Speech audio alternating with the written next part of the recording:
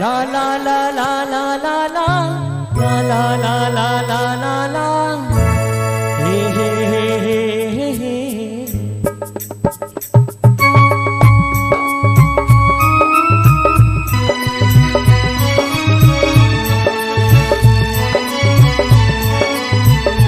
ये जो जीवन हमको मिला है, हाँ जीवन हमको मिला है, जो भी पल हंसने को मिला है, हाँ पल हंसने को मिला है।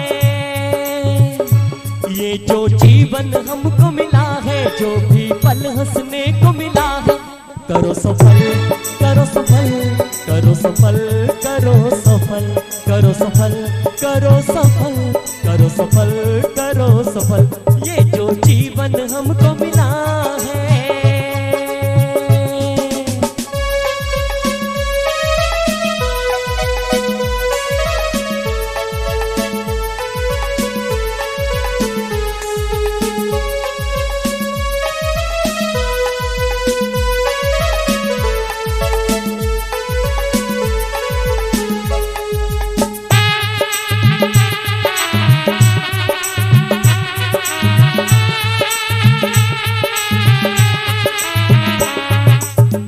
अपने लिए तो सब जीते हैं, अपने गमों को तो सब पीते हैं।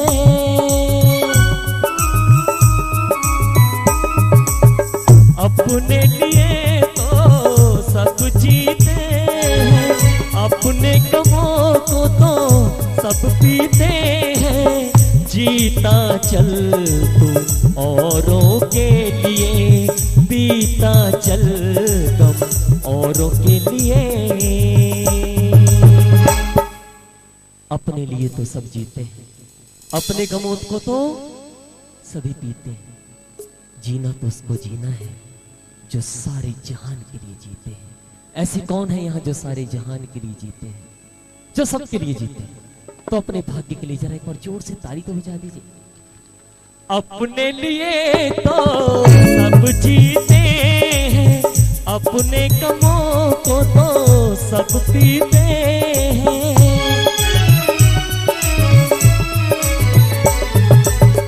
अपने लिए तो सब जीते हैं, अपने गमों को तो सब पीते हैं। जीता चल तू औरों के लिए, बीता चल गम औरों के लिए।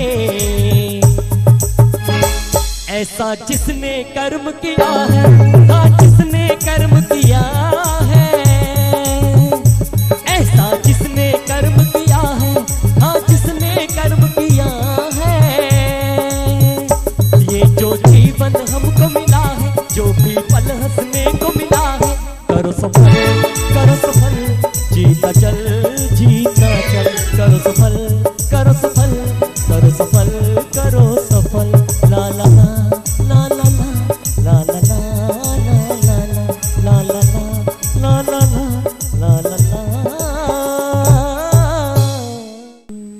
ये बहुत पॉपुलर सॉन्ग है, टी सीरीज कंपनी के लिए 4 वर्ष पहले गाया गया था। सुना रहा हूं आपको। हर मुश्किल का हल होगा आज नहीं तो कब होगा? कल। कल क्या होगा? क्या होगा? आज को तो छोटे छोटे बच्चे भी कहते हैं मेरे को बड़ी भारी टेंशन है। इस दुनिया में जिसको ना पूछो उसको ही टेंशन नहीं है, बाकी सबको टेंशन है। सच कह रहा हूं। मैं शुक्रगुजार हूं हमारे टीवी चैनल का जो इस कार्यक्रम का सीधा प्रसारण पूरे शहर में दे रहे हैं। एक छोटी सी बात कहता हूं जो परसों 2 दिन पहले क्रिसमस के दिन परमात्मा शिव ने कही कि टेंशन से मुक्त होने का एक ही तरीका, वो है अटेंशन। और अटेंशन का अर्थ क्या है? अटेंशन का अर्थ क्या है कि एक बात सदा याद रखो कि आपके साथ कौन है। आपके साथ कौन है? आपके साथ कौन है? मेरा बाबा मेरे साथ है, भगवान मेरे साथ। ठीक, ये बहुत इंपॉर्टेंट बात है, ध्यान से सुनना। जिस समय हम किसी इंसान को अपना साथी बना लेते हैं, उसी समय हम भगवान का साथ लेना भूल जाते हैं। और जो भगवान को अपना साथी बना लेता है, उसको किसी का साथ कभी भी मांगना नहीं पड़ता। इस तरह से सुना। हर मुश्किल का हल होगा, आज नहीं तो कल होगा। हर मुश्किल का हल होगा, आज नहीं तो कल होगा। अरे हर मुश्किल का हल होगा, आज नहीं तो कल होगा। कल होगा, कल होगा, कल होगा रे कल होगा। कल होगा, कल होगा, कल होगा रे कल होगा। हर मुश्किल का हल होगा, आज नहीं तो कल होगा। हर मुश्किल का हल होगा।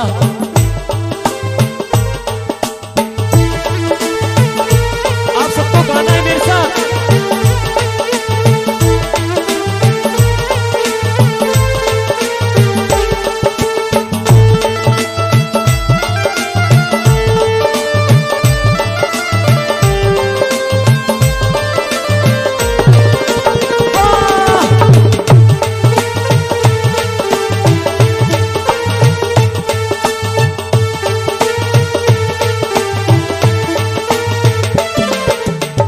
भोले का लो दामन थाम, बन जाए तेरे बिगड़े काम। पापा का लो दामन थाम, बन जाए तेरे बिगड़े काम। पापा का लो दामन थाम, बन जाए तेरे बिगड़े काम। पापा का लो दामन थाम, बन जाए तेरे बिगड़े काम। पापा का लो दामन थाम, बन जाए तेरे बिगड़े काम। पापा का लो दामन थाम, बन जाए तेरे बिगड़े काम। निर्बल में भी बल होगा।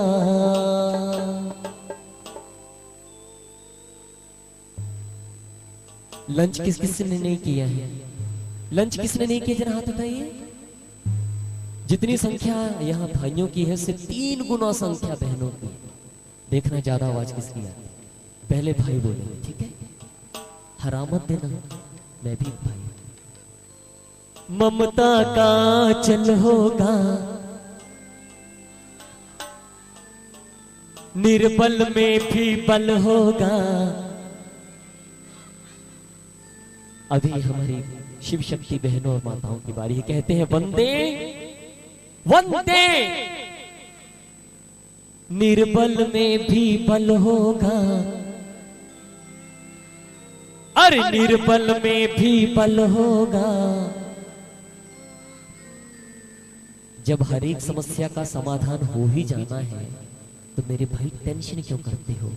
और आपकी टेंशनों को समाप्त करने के लिए बहुत ही सुंदर प्रभु पवन भवन का निर्माण परमात्मा शिव ने किया है। उस भवन के उद्घाटन अवसर पर आज आप यहाँ बैठे, इसलिए एक बार जोर से ताली उस भोलेनाथ शिव बाबा की थैंक्स के लिए कि जिन्होंने इतना सुंदर घर बनाया। निर्बल में भी बल होगा, आज नहीं तो कल होगा। निर्बल में भी बल होगा, आज नहीं तो कल होगा। हर मुश्किल का हल होगा, आज नहीं तो कल होगा। हर मुश्किल का हल होगा, आज नहीं तो कल होगा।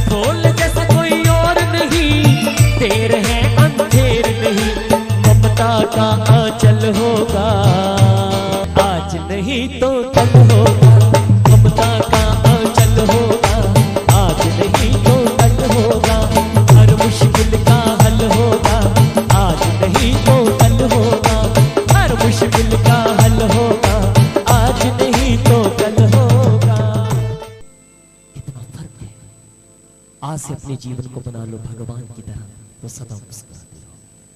किस किस को मुस्कुराना है जिंदगी भर, जरा दोनों हाथों में। तो एक लाइन गाइए मेरे साथ। मुस्कुराना सीख लो, खिलखिलाना सीख लो,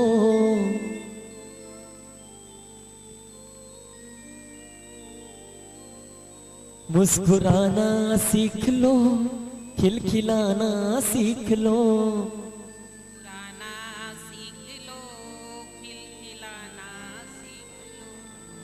ये एल्बम 2 महीने पहले टी सीरीज कंपनी की ओर से रिलीज हुई थी। और आई दोनों हाथों से सारी दुनिया को बता दो कि मुस्कुराना सीखना कैसे। ताली का साथ। मुस्कुराना सीख लो, खिलखिलाना सीख लो,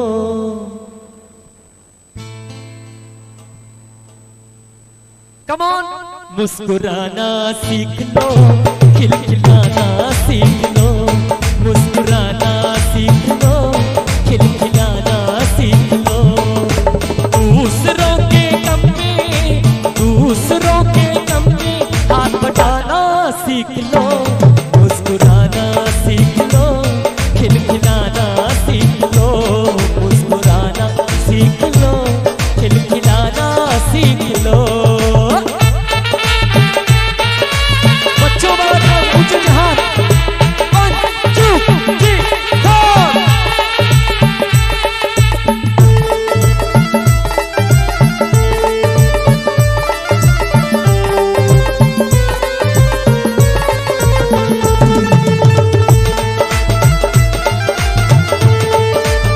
सभी अपने निजात में खड़े हो जाइए, प्लीज खड़े हो जाइए 2 मिनट के लिए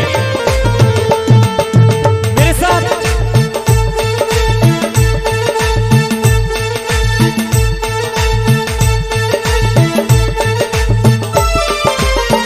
राहों में कांटे कभी बोना नहीं, हो राहों में कांटे कभी बोना नहीं, आज फूल हमसे ले लो सभी, आज फूल हमसे ले लो सभी, फूल गाना सीख लो, खिलखिलाना सीख लो, फूल गाना सीख लो, खिलखिलाना सीख लो, मुस्कुराना सीख लो, खिलखिलाना सीख लो।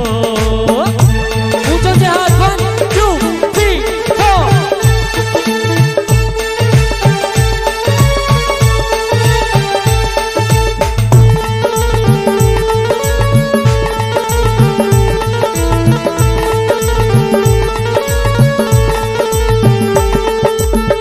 पत्थर को भी पारस बनाना तुम्हें, ओ पत्थर को भी पारस बनाना तुम्हें, प्रेम से जीवन सबका सजाना तुम्हें, ओ प्रेम से जीवन सबका सजाना तुम्हें, अपना बनाना सीख लो, खिलखिलाना सीख लो, अपना बनाना सीख लो, खिलखिलाना सीख लो, अपना बनाना सीख लो, खिलखिलाना सीख लो, मुस्कुराना सीख लो, खिलखिलाना सीख लो।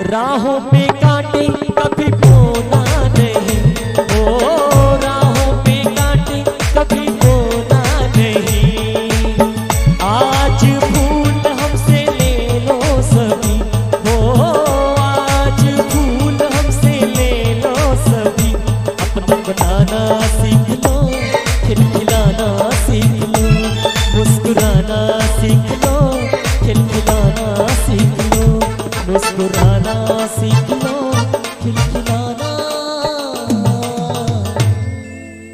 सीख लो। हम कितने भाग्यवान हैं, भगवान पढ़ाते हैं, हम कितने भाग्यवान हैं, भगवान पढ़ाते हैं। हम कितने भाग्यवान हैं, भगवान पढ़ाते हैं। अजब नशा है गजब खुशी, बेहद हर्षाते हैं। अजब नशा है गजब खुशी, बेहद हर्षाते हैं। अगम अगोचर कहते जिसे हम सामने पाते हैं। अगम अगोचर कहते जिसे हम सामने पाते हैं। अजब नशा है गजब खुशी, बेहद हर्षाते हैं। अजब नशा है गजब खुशी, बेहद हर्षाते हैं। भाग्यवान है।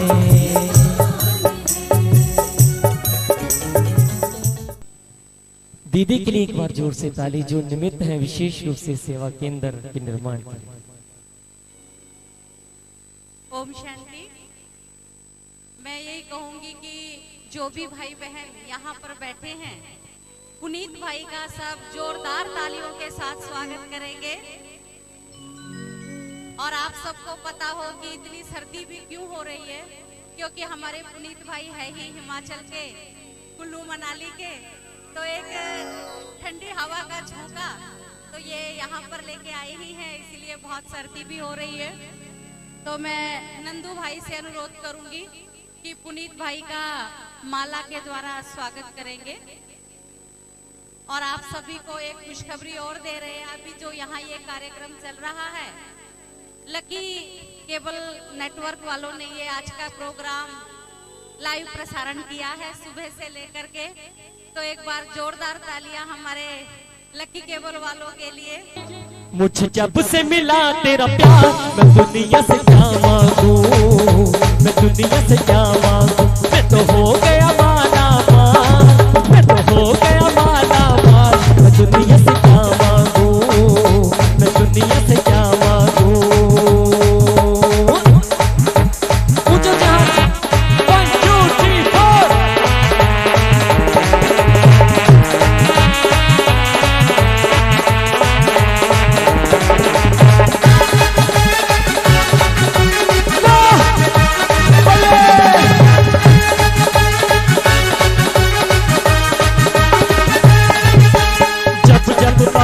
तुझको पुकारा, तूने पकड़ लिया हाथ हमारा। जब जब बाबा मैंने तुझको पुकारा, तूने पकड़ लिया हाथ हमारा। जब जब बाबा मैंने तुझको पुकारा, तूने पकड़ लिया हाथ हमारा। किया नजरों से मुझको निहार, किया नजरों से मुझको निहार। क्या मांगू मैं दुनिया से, क्या मांगू। मैं तो हो गया माला माल, मैं तो हो गया माला माल। मैं दुनिया से क्या मांगू, मैं दुनिया से क्या मांगू।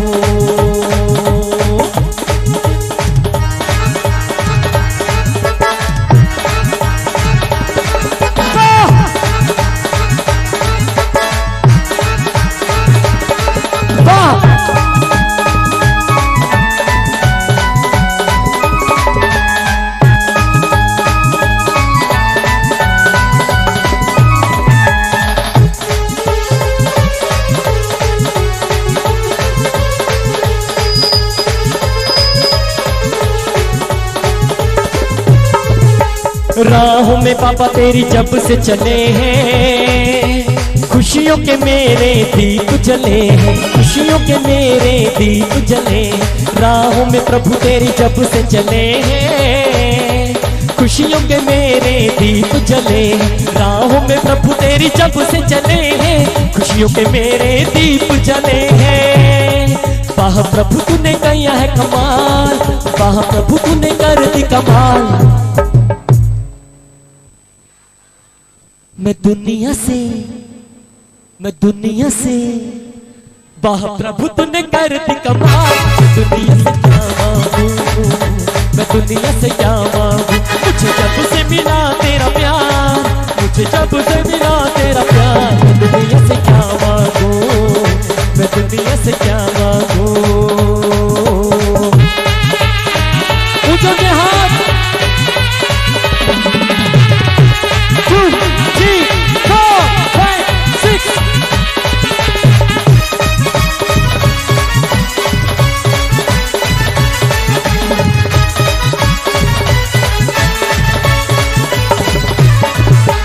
मंदिर मस्जिद में तुझे ढूंढा, पर तूने आकर मुझको है ढूंढा। मंदिर मस्जिद में तुझे ढूंढा, पर तूने आकर मुझको है ढूंढा। मंदिर मस्जिद में तुझे ढूंढा, पर तूने आकर मुझको है ढूंढा। वाह प्रभु तूने कर दी कमाल, वाह बाबा तूने कर दी कमाल। वाह बाबा तूने कर दी कमाल, मैं दुनिया से, वाह बाबा तूने कर दी कमाल। मैं दुनिया से क्या मांगू, मैं दुनिया से क्या मांगू। मुझे जब से मिला तेरा प्यार, मुझे जब से मिला तेरा प्यार। मैं दुनिया से क्या मांगू, मैं दुनिया से क्या मांगू, मैं दुनिया से क्या मांगू, मैं दुनिया से क्या मांगू।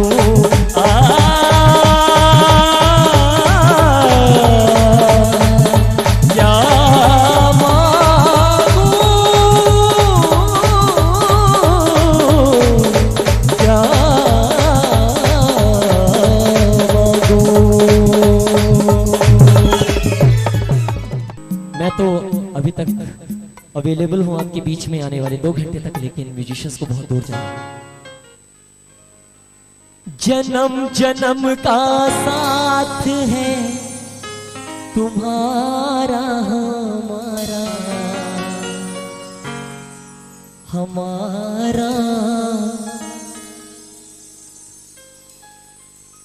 गाएंगे सभी, दोनों हाथों से।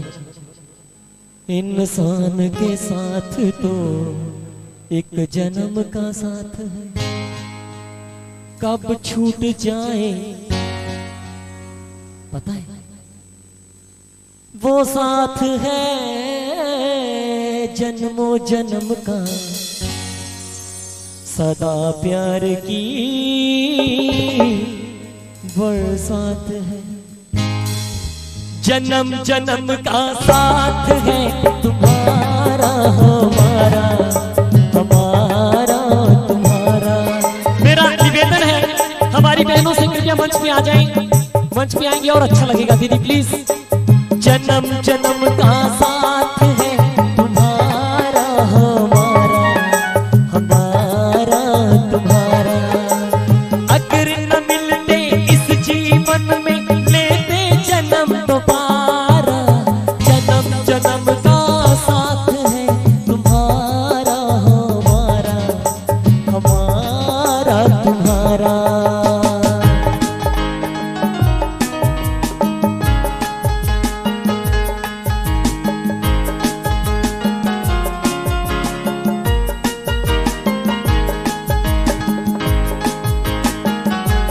ये साथ अमर रहे, भगवान का साथ, वो साथ मिला रहेगा तो सबको आपका साथ बहुत अच्छा लगेगा। दिल में मेरे तुम हो, धड़कन में भी तुम हो।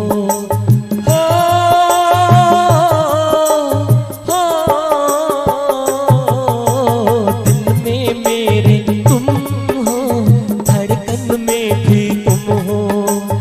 इन अखियन में बाबा हर पल तुम ही तुम हो।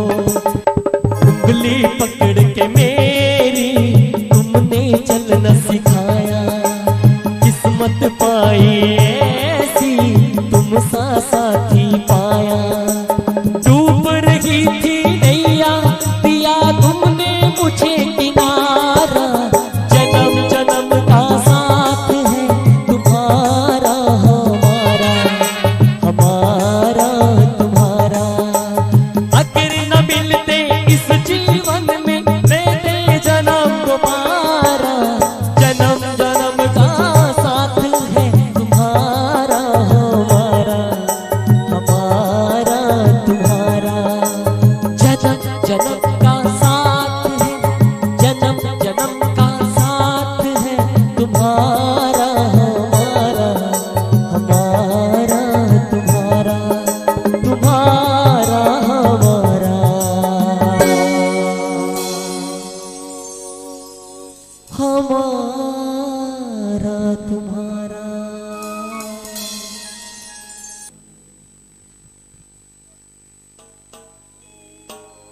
दीदी प्लीज थोड़ा सा आगे आ जाएं आप, तो सबको जरा वरदानी हाथ, दीदी अपना वरदानी हाथ जरूर उठाएंगे, ठीक है? सभी जरा खड़े हो जाएंगे जरा दीदी के समान।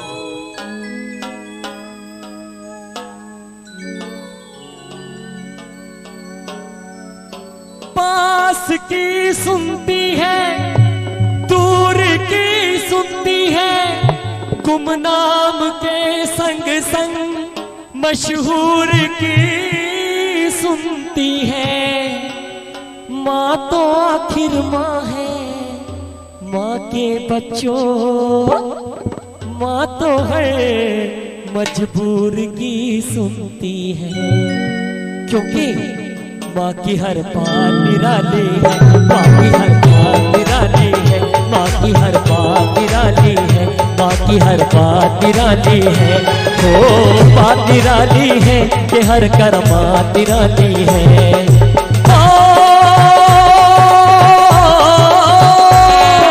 सारनी में आज तो प्यार की बरसात निराली है, माँ की हर बात निराली है, माँ की हर बात निराली है।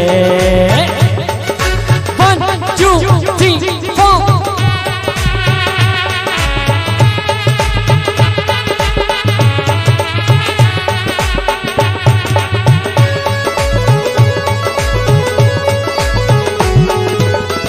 वक्त की चाल बदले, दुख के जंजाल बदले, इनके चरणों में झुक के बड़े कंगाल बदले।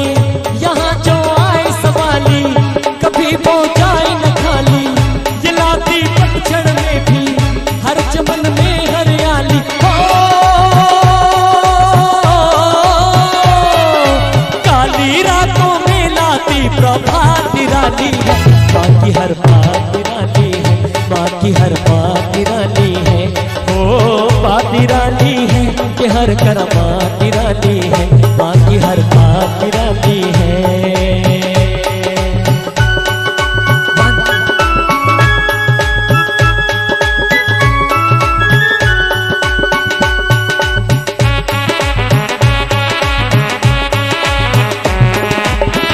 दया जब इनकी होती तो कंकर बनते मोती, जिन्हें ये आप जगा दे नहीं किस्मत वो सोती।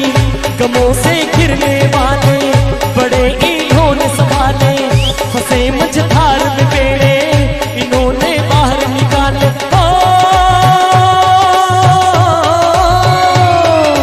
इनकी मीठी ममता की बरसात निराली है, माँ की हर बात निराली है, माँ की हर बात निराली है।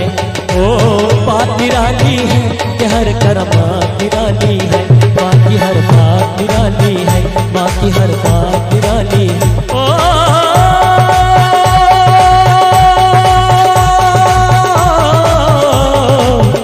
बात निराली है। जन जन को है ये विश्वास, गूंज रहा धरती आकाश। जन जन को है ये विश्वास, गूंज रहा धरती आकाश। जन जन को है ये विश्वास, जग परिवर्तन लाएगी, नूतन विश्व बनाएगी। जग परिवर्तन लाएगी, नूतन विश्व बनाएगी। श्वेत वस्त्र धारणी ये ब्रह्मा कुमारियां, ये है शिव की शक्तियां साक्षात देवियां। श्वेत वस्त्र धारणी ब्रह्मा कुमारियां।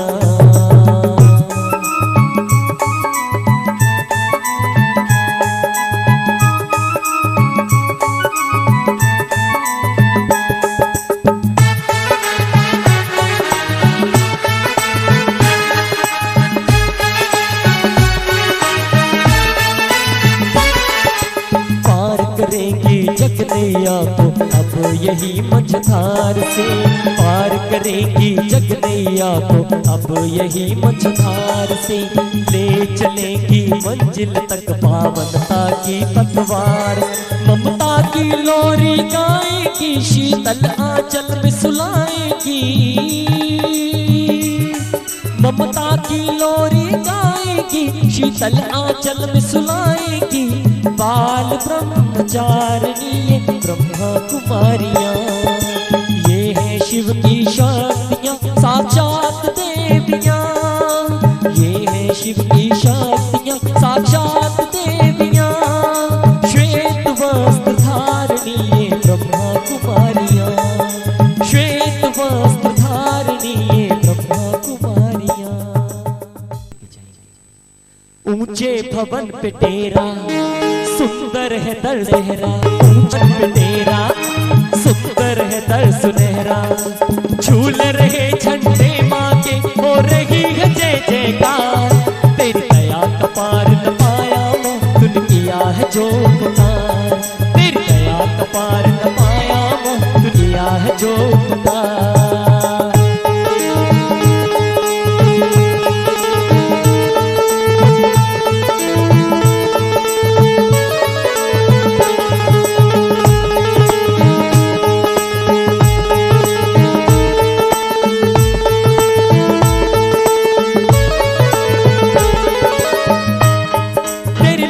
लगी है मुझे ऐसी माँ, प्यासे दिल को हो मिला अमृत माँ। तेरी लगने लगी है मुझे ऐसी माँ, प्यासे दिल को हो मिला अमृत माँ। मुझे अपना बनाया है ये जीवन मेरा सजाया है। तू जब भी मुझको बुलाए मैं दौड़ के दर पे आऊं। एक तुझको ही देखूं मैं, एक तेरे ही गुण गाऊं। जानू जैसा बन के मैं तो हो जाऊं बलिहार। तेरी दया का पार न पाया माँ तूने किया है जो पुकार, दया न पाया माँ किया है जो पुकार। तेरी दया का पार न पाया माँ। ओम शांति। एक बार पुनः पुनीत भाई और उनकी टीम के लिए जोरदार तालियां हो जाएं। प्रभु उपवन के उद्घाटन में आप सभी यहाँ पर इस समारोह में आमंत्रित हैं और हमारे पूरे मध्य प्रदेश से हमारी राजयोगिनी वरिष्ठ बहनें जो हमारे मंच पर आसीन हैं और आज सारणी की शान बढ़ाने के लिए यहाँ पर ये सभी बहनें आमंत्रित हुई हैं और इनके साथ ही मैं आमंत्रित कर रही हूँ आदरणीय मंजू दीदी को और आदरणीय सुनीता दीदी को। आप भी मंच पर आकर अपना स्थान ग्रहण करेंगे और मैं बहनों से अनुरोध करूंगी कि मंच पर विराजमान हमारी इन तपस्विनी बहनों का तिलक, बैच और गुलदस्ते के द्वारा स्वागत करेंगे। आप सभी तालियों में जरूर सहयोग देंगे।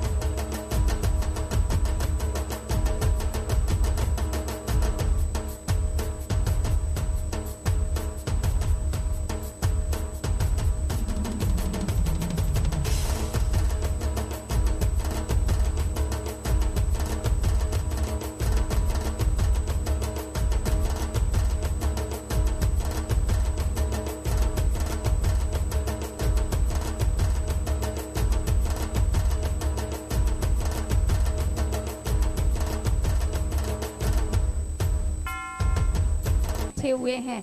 ओम शांति। धन्यवाद।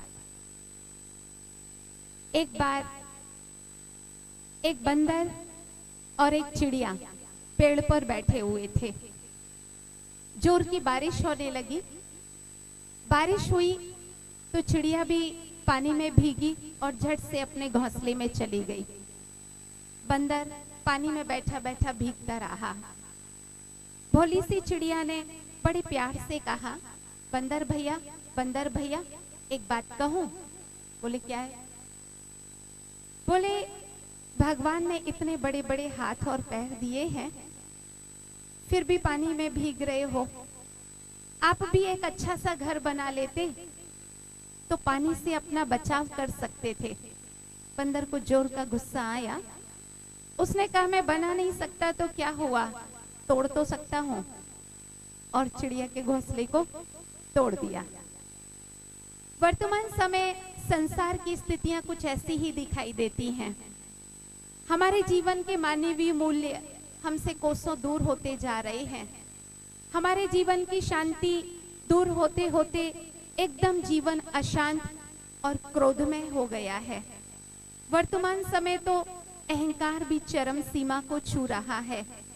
सिर्फ अहंकार ही क्यों, काम, क्रोध, लोभ, मोह और अहंकार ऐसी बुराइयां मानव मन में घर कर गई हैं, जिस कारण हर व्यक्ति दुखी, अशांत, निराश है।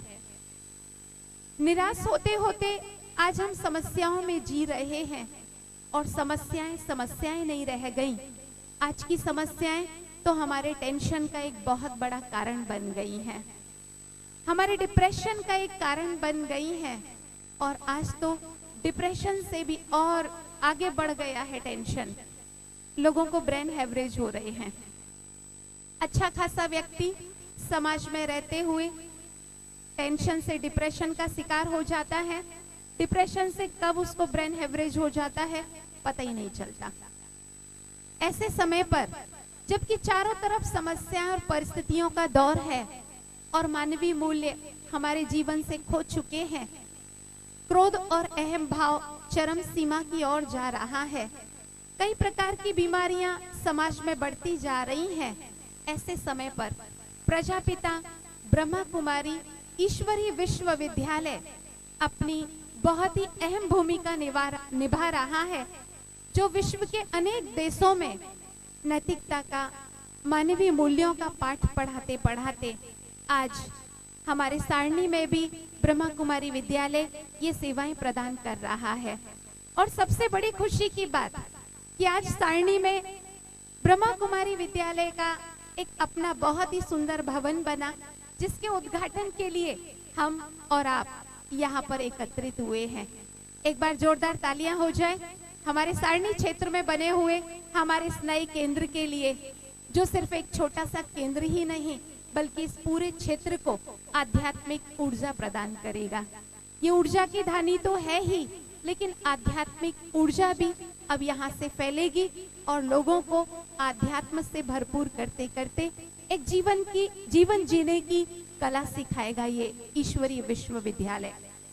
मैं अधिक समय ना लेते हुए हमारे बीच उपस्थित है कुमारी अंकिता, जो हमारे मेहमानों के और आप सभी के स्वागत में एक बहुत ही सुंदर नृत्य लेकर आ रही हैं, जिसके बोल हैं शुभ दिन आए।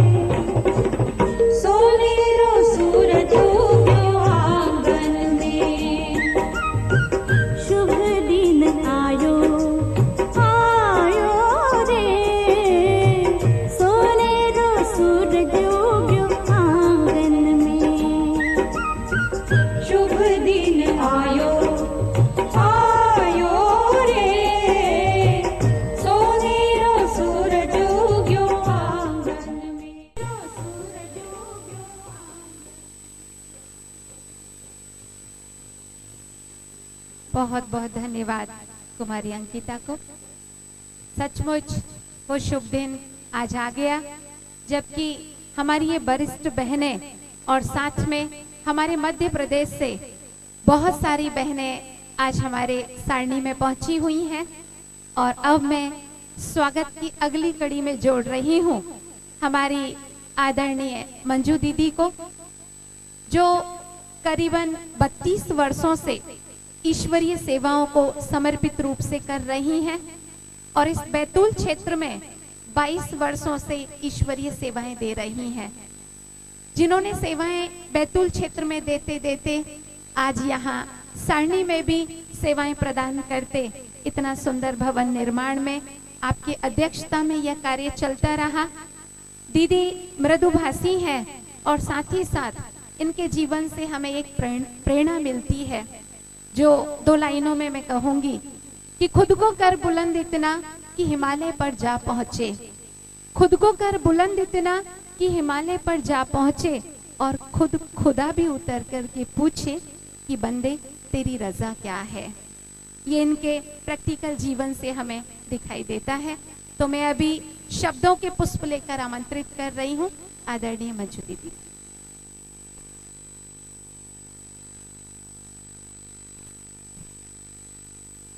ओम शांति। अखिल ब्रह्मांड नियंता, सृष्टि के सृजनहार, उस परम पिता परमात्मा शिव की प्रिय संतान, हमारे मंच पर उपस्थित हमारे भोपाल जोन के सितारे, सफलता के सितारे, सप्त सितारे, सप्त ऋषि, भोपाल जोन की शान, हमारी आदरणीय सातों दीदियां, विशेष हमारी आदरणीय बड़ी बहन जी और हमारी बाकी 6 दीदियां और भी बहुत सभी स्थानों से पधारे हुए मेरी साथी बहनें और बैतूल क्षेत्र के और विशेष सारणी के आप सब पधारे हुए भाइयों और बहनों, आज जहां स्वागत की बात है तो सर्वप्रथम मैं स्वागत करना चाहूंगी उस परम पिता परमात्मा का, उस सृष्टि के सृजनहार का, जिसने ये छोटा सा सृजन का एक प्रभुपन का नमूना हमारे सामने पेश किया। ये तो बहुत छोटा सा है, लेकिन वो सृष्टि का जो सृजनहार है सारी नई दुनिया को ही स्वर्ग बनाने के लिए आया है। तो उस परम पिता परमात्मा शिव बाबा का मैं तहे दिल से शुक्रिया कहूंगी, स्वागत करती हूँ कि आज उसने इतने सुंदर समय को, चिर प्रतीक्षित समय को हम सबके समीप लाया। मैं तो इन बहनों का भी बहुत शुक्रगुजार हूँ जो इतनी सारी ज्ञान गंगाएं आज यहाँ पर शोभा बढ़ाने के लिए एकत्रित हुई हैं, क्योंकि ये बहनें सभी मूर्त हैं त्याग की, तपस्या की, सहनशीलता की मूर्तियां, जिनके लिए मैं 2 शब्द यही कहूंगी कि कहा जाता है नदी की अस्मिता क्या, नदी की अस्मिता क्या निज कोई आश नहीं होती, लहर धारा तटों के मध्य कोई जिज्ञासा नहीं होती, समाती सिंधु सरिता स्वयं की अस्मिता खोकर, समर्पण की कोई भाषा कोई शर्तें नहीं होती, कोई भाषा कोई शर्तें नहीं होती। समर्पण निशब्द होता है, समर्पण मौन भाव होता है, प्रभु के प्रति समर्पण एक साधना होती है। और ये साधना शिल्पी जो आज हमारे सामने बैठे हैं, ऐसे साधना शिल्पियों को मैं दिल से अभिनंदन करती हूँ, स्वागत करती हूँ शब्दों के द्वारा कि आप सबके पवित्र चरण इसी प्रभु उपवन में पड़े, जिससे कहो कि चैतन्य फूलों से ये भवन जो है आज महका। और साथ साथ मैं एक घटना का और जिक्र करना चाहूंगी। मुझे याद है कि 1997 में सारणी के अंदर एक छोटा सा संकल्प लेकर के सेवाओं की शुरुआत की गई। मैं अपनी यहाँ पर जो सेवाएं कराने के निमित्त बनी आशा बहन, उनको भी ऐसे समय पर याद करना चाहूंगी जो अभी सभा में उपस्थित होंगी, जिन्होंने निमंत्रण दिया था। और उस समय बैतूल के अंदर भी कोई भी साधन नहीं था सेंटर के ऊपर, यहाँ तक कि कहें एक 2 व्हीलर का भी साधन नहीं था। और हम सभी सारणी में सेवा करने के संकल्प से आए। और उसके लिए मुझे याद आ रहा है वो क्षण कि हम लोगों ने बस से आने का तय किया, क्योंकि गाड़ी नहीं कर पा रहे थे, तो सोचा कि सभी बहनें बस के द्वारा यहाँ पर आकर के प्रदर्शनी करेंगी और एक छोटे से मकान जो आशा बहन ने दिया था वहां पर शुरुआत करेंगी। तो बहुत सारा सामान था हमारे पास, और वो सामान को लेकर के हम बस स्टैंड पर पहुंचे। और जब बस स्टैंड पर पहुंचे तो एक माता जी थी, अभी वर्तमान में वो शरीर छोड़ चुकी है, बैतूल की मथुरा माता। तो वो सामान को वो थोड़ी सी तगड़ी भी थी, वो आ रही थी और उनको आने में देर हो गई, सामने से आ रही थी। बस में हमारा सामान रखा जा चुका था। बस वाले को बहुत गुस्सा आया, उसने कहा कि आप लोग इतनी देर लगा रहे हो। उसने हमारा गुस्से में आके सारा सामान उतार दिया, और सारा सामान उतार दिया तो हम लोग फिर रोड पर खड़े हो गए। उससे बहुत रिक्वेस्ट की कि भाई वो आ रही है माता जी सामने से, और आप ऐसे समय पर थोड़ा रुको, वो आ रही हैं। लेकिन उसने एक नहीं मानी और हमारा सारा सामान उतार दिया, क्योंकि बहुत सारा सामान था। लेकिन कहते हैं ना कि ड्रामा जो होता है वो कल्याणकारी होता है। उस समय हमको बहुत दुख हुआ, थोड़ा सा ड्राइवर कंडक्टर को भी बोला। लेकिन अगले दिन जब हमने समाचार पढ़ा तो रानीपुर रोड पर उसी बस का एक्सीडेंट हो गया। और जब हमने समाचार पढ़ा तो फिर हमने प्यारे बाबा को थैंक की कि प्यारे बाबा ने उस ड्राइवर और कंडक्टर को निमित्त बनाया कि हमें सामान सहित उसने बस से उतार दिया। तो वो क्षण मेरे को याद आ रहा है। बिल्कुल ऐसे ही आए थे यहाँ पर, लेकिन आज शिव बाबा ने, सभी ने मेहनत करके बाबा के संकल्पों को साकार किया। विशेष मैं कहूंगी कि सारणी के भाई बहनों ने भी बहुत सहयोग किया। बाबा के बच्चे अनेक रतन निकले। तो मैं आप सभी का हार्दिक हार्दिक हार्दिक अभिनंदन करती हूँ। बहुत बहुत थैंक्स और बहुत बहुत स्वागत। आप सभी यहाँ पधारे प्रभु उपवन में। ओम शांति। और आप सभी के लिए लास्ट में मैं एक मैसेज जरूर देना चाहूंगी कि निश्चित रूप से हम सभी बहुत भाग्यशाली हैं, लेकिन एक स्लोगन को हमेशा अपने जीवन में हमें याद रखना चाहिए कि सिर्फ अपनी तकदीर पर नाज ना कर बंदे, सिर्फ अपनी तकदीर पर नाज ना कर बंदे, जिसने तकदीर बनाई है उसे भी याद कर बंदे, उसे भी याद कर बंदे। ओम शांति।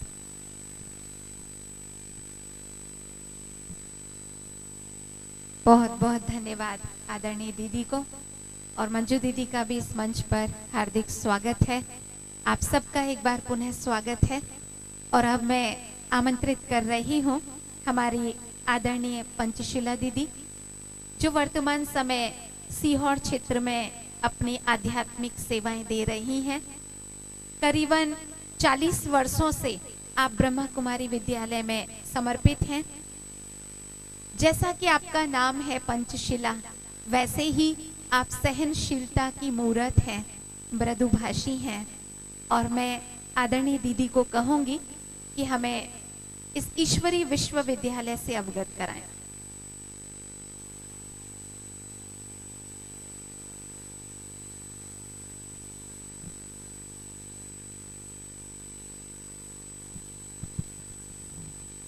ओम शांति। सभी प्यार से बोलेंगे ओम शांति। परम शिक्षक प्राण प्यारे सर्वशक्तिवान शिव बाबा की उपस्थित सभी देवी परिवार के, ब्राह्मण परिवार के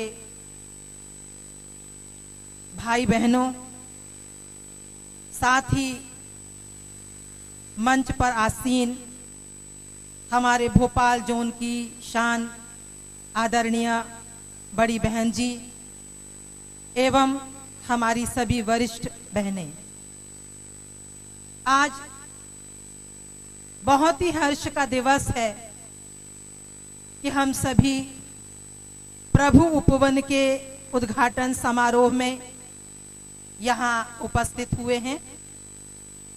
वैसे तो आप सभी इस ईश्वरीय विश्वविद्यालय और इसकी सेवाओं से अवश्य ही परिचित होंगे, क्योंकि बहुत समय से यह ईश्वरीय विश्वविद्यालय अपनी सेवाएं इस सारणी नगरी में दे रहा है।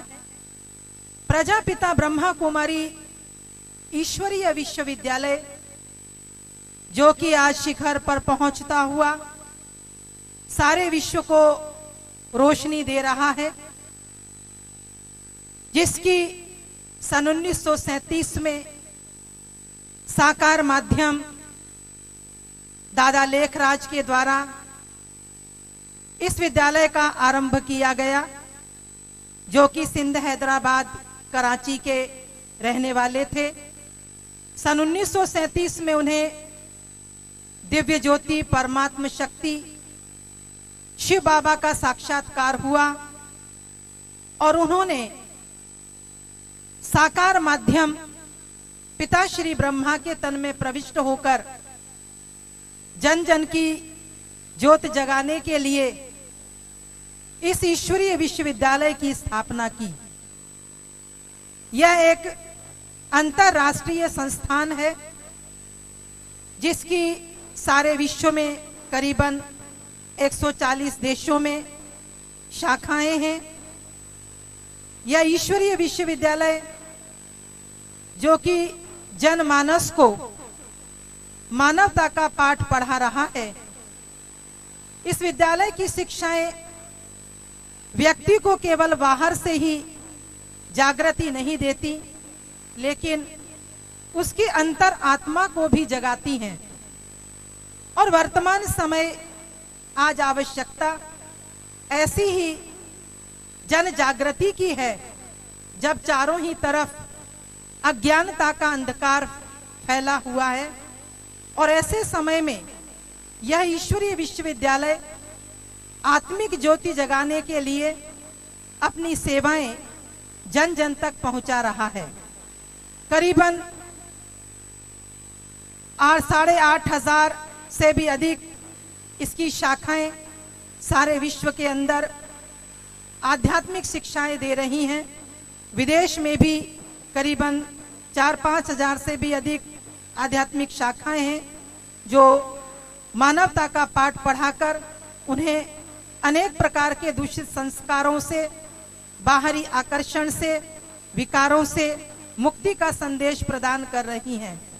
इस ईश्वरीय विश्वविद्यालय के द्वारा जो शिक्षाएं दी जाती हैं, वह मानव को उस श्रेष्ठ स्टेज में स्थित करने वाली हैं।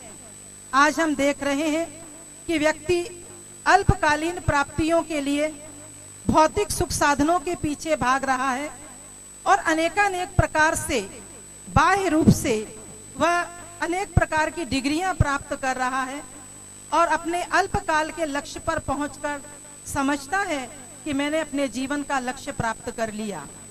तो आज दुनिया में कोई भी मनुष्य अपनी शिक्षाओं के माध्यम से किसी को वकील, डॉक्टर, इंजीनियर, बैरिस्टर, प्रोफेसर बना सकता है, लेकिन ऐसा कोई विश्वविद्यालय नहीं है जहां पर मनुष्य को देवता बनने की शिक्षा दी जाती हो।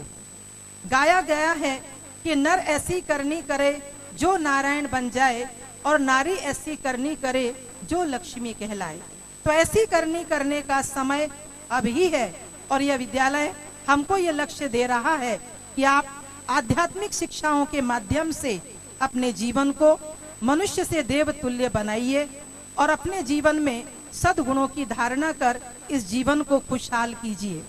यह ईश्वरीय विश्वविद्यालय जो कि एक स्तंभ के समान है, जो कि ईश्वरीय विश्वविद्यालय के साथ साथ एक हॉस्पिटल भी है, साथ ही यह घर भी है, एक परिवार भी है, क्योंकि यहाँ जो शिक्षाएं दी जाती हैं वह शिक्षाएं व्यक्ति को अपने जीवन को श्रेष्ठ, सुखमय और शांतिमय बनाने की प्रेरणा प्रदान करती हैं।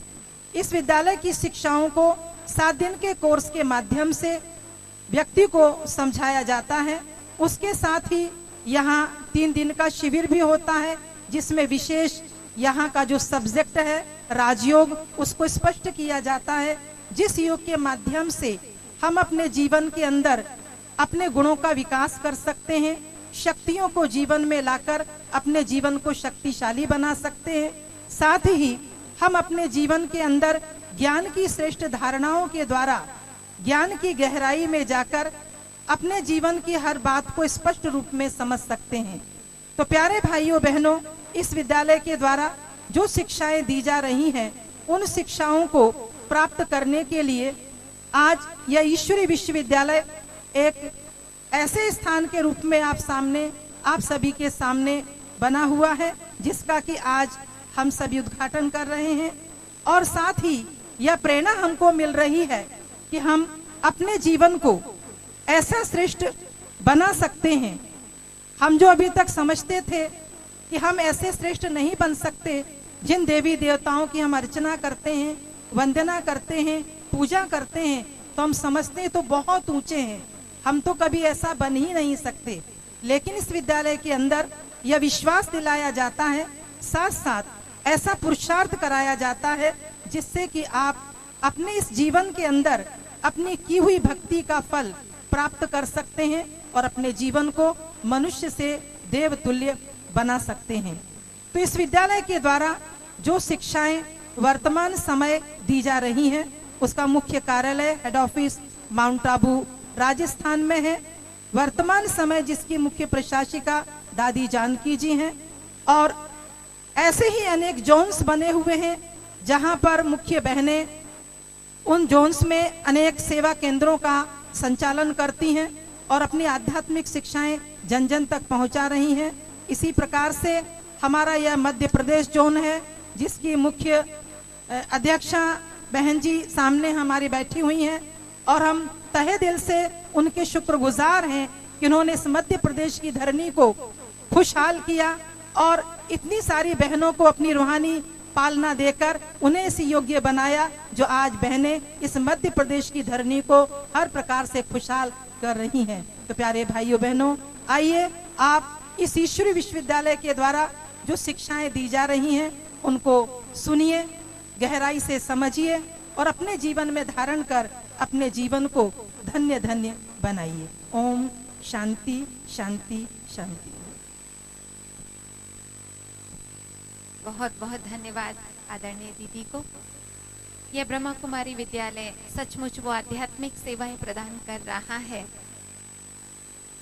2 लाइनें याद आ रही थी कि चांदनी से चांदनी का विकास होता है, सूर्य से फूलों का विकास होता है, साधना के मंदिर में जलती है लौ, तो आत्मा से आत्मा का विकास होता है, आत्मा से आत्मा का विकास होता है। आत्मा का विकास करने के लिए आत्मा का परमात्मा से कनेक्शन होना बहुत जरूरी है, और आत्मा और परमात्मा के विषय में बड़ी ही गहराई से इस ब्रह्मा कुमारी विद्यालय में परिचय दिया जाता है। और अभी मैं आमंत्रित कर रही हूँ, हमारे बीच मंच पर उपस्थित हैं हमारे सारणी क्षेत्र में सेवाएं दे रही सुनीता दीदी, जो करीबन 25 वर्षों से ईश्वरीय सेवाओं में समर्पित हैं। इन्होंने इन तपस्विनी बहनें जो मध्य प्रदेश में सेवाएं दे रही थी, इनकी तपस्या से प्रभावित होकर व स्वयं भगवान से प्रभावित होकर अपने जीवन को इस ब्रह्मा कुमारी विद्यालय में समर्पित कर आध्यात्मिक सेवाओं के लिए लगा दिया और करीबन 17 वर्षों से आपके इसी क्षेत्र में सेवाएं प्रदान कर रही हैं। तो ये प्रभु उपवन कैसे बना, तो आइए हम स्वयं उनके ही मुखाग्र से सुनेंगे। सुनीता बहन।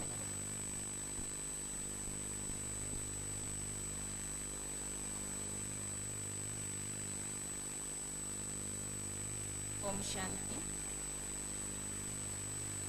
परम प्रिय परम पिता परमात्मा की प्रिय संतान आदरणीय बड़ी बहन जी एवं अनेक स्थानों से पहुंची हुई हमारी 6 बड़ी दीदियां जो विशेष उद्घाटन के लिए आए हैं, बड़ी बहन जी और 6 दीदियां, और नीचे हमारी छोटी दीदियां वैसे तो मेरे से सभी बड़ी हैं, और मंच सभा में उपस्थित अनेक स्थानों से आए हुए भाई बहनें एवं सारणी निवासी भाई बहनें। कहते हैं कि त्याग और भाग्य एक ही सिक्के के 2 पहलू होते हैं, लेकिन मनुष्य को त्याग और भाग्य में से प्रिय लगता है भाग्य। त्याग से व्यक्ति हमेशा दूर भागता है, लेकिन अगर जीवन के अंदर त्याग नहीं है तो भाग्य बन नहीं सकता है। आज हम देख रहे हैं कि सारणी नगरी में इतना सुंदर भवन बनकर के तैयार हुआ है, तो बहुत सारी आत्माओं के ये संकल्प चलते हैं कि शायद ब्रह्मा कुमारियों के पास बहुत धन है, बहुत पैसा है, जो इतना सुंदर भवन बना करके तैयार कर दिया है। लेकिन मैं बताना चाहूंगी कि कोई भी उपवन, कोई भी बगीचा जब खिला हुआ होता है तो सभी को बहुत आकर्षित और मनमोहित करता है, और उसको देख करके बहुत सारे लोगों के तरह तरह के विचार आते हैं। कोई उसकी मेहनत को देखता है, कोई उसकी खूबसूरती को देखता है, और कोई उसकी खुशबू को देखता है, और सबका अपना अपना एक दृष्टिकोण होता है। लेकिन सोचने वाली बात है कि कोई भी उपवन बिना त्याग और मेहनत के तैयार नहीं हो सकता। किसी भी धरनी के ऊपर फूल उगाने के लिए पहले उस धरनी को खोदना पड़ता है, हल चलाना पड़ता है, पानी डालना पड़ता है, और समय प्रति समय उसकी देखभाल भी करनी पड़ती है। तब जाकर के वो फूलों का बगीचा तैयार होता है, जिसको संपूर्ण रूप से अनेक आत्माएं देखती हैं। तो आज ये सारणी नगरी में भी बगीचा जो तैयार हुआ है, मैं उसके थोड़ा सा आपको शॉर्ट में बताना चाहूंगी कि 17 साल पहले जैसे दीदी ने हमें बताया कि हम कैसे कैसे यहाँ आ रहे थे, और उस बस में से हमें उतार दिया गया था, और उस बस का जब एक्सीडेंट हुआ था तो उसमें से 16 लोगों की मृत्यु हो गई थी, और लगभग 40-45 के करीब लोग जो थे वो उसमें बहुत बुरी तरीके से घायल हो गए थे, क्योंकि वो बस लगभग 100 से 150 फीट नीचे जाकर के गिर गई थी। उस बस को मैंने अपनी आंखों से देखा था। तो ये हमारा पहला अनुभव था कि जिस रास्ते पर आप जा रहे हैं उस रास्ते में फूल भी हैं तो कांटे भी हैं। शायद माया ने हमें डराने की कोशिश की, क्योंकि सारणी का वो एकमात्र रास्ता था जिसमें बसें चलती थी। बाकी दूसरे रास्ते से जो पक्का रोड है वहां से बसें नहीं चलती थी, परमिट नहीं था। आज से 17-18 साल पहले वही रास्ता था, आना जाना हमें वहीं से है। तो ये एक पहली परीक्षा थी हमारे जीवन की। और कहते हैं कि जब जो ईश्वरीय रास्ते पर मगन होकर के चलता है तो शायद इन बातों की तरफ ध्यान भी न दे। जब हमने लोगों को ये बात बताई तो बहुत सारे लोगों ने हमें ये भी कहा कि आप ऐसी जगह जाकर के सेंटर खोल रहे हैं जहां जाने का रास्ता भी नहीं है। हमारे क्षेत्र में सबसे खराब रास्ता सारणी का ही था, जो कि बैतूल से होकर के मेन रोड सारणी तक आता था। कोई भी वहां पर विशेष ऐसा रास्ता नहीं था, कोई विशेष गाड़ियां नहीं चलती। लेकिन एक संकल्प था कि नहीं, कि वहां पर पावर हाउस है और लाइट माइट है, तो वहां पर जाकर के हमें ईश्वरीय लाइट माइट भी फैलानी ही है। और वहां से हमने अपना पहला कदम रखा। 17 जून को हम यहाँ पर आए और हमने आशा बहन का मकान लिया। वहां पर लगभग हमने 1 साल सेवाएं की। उसके बाद हमें किसी कारणवश उस मकान को खाली करना पड़ा, क्योंकि यहाँ पूरा का पूरा एमपीबी एरिया था उस टाइम। तो ये प्राइवेट मकान भी ज्यादा नहीं बने हुए थे। और 1 साल में हमारी सेवाएं इतनी अच्छी हुई कि 98 में हम जब यहाँ पर आए थे अपना दत्तात्रेय मंदिर के पास, तो वहां मुझे याद है कि हम 110 आत्माओं को 100 आत्माओं को क्लास कराते थे। और उसी बीच में हमारे सामने परीक्षा आ गई कि आपको ये मकान खाली करना ही पड़ेगा।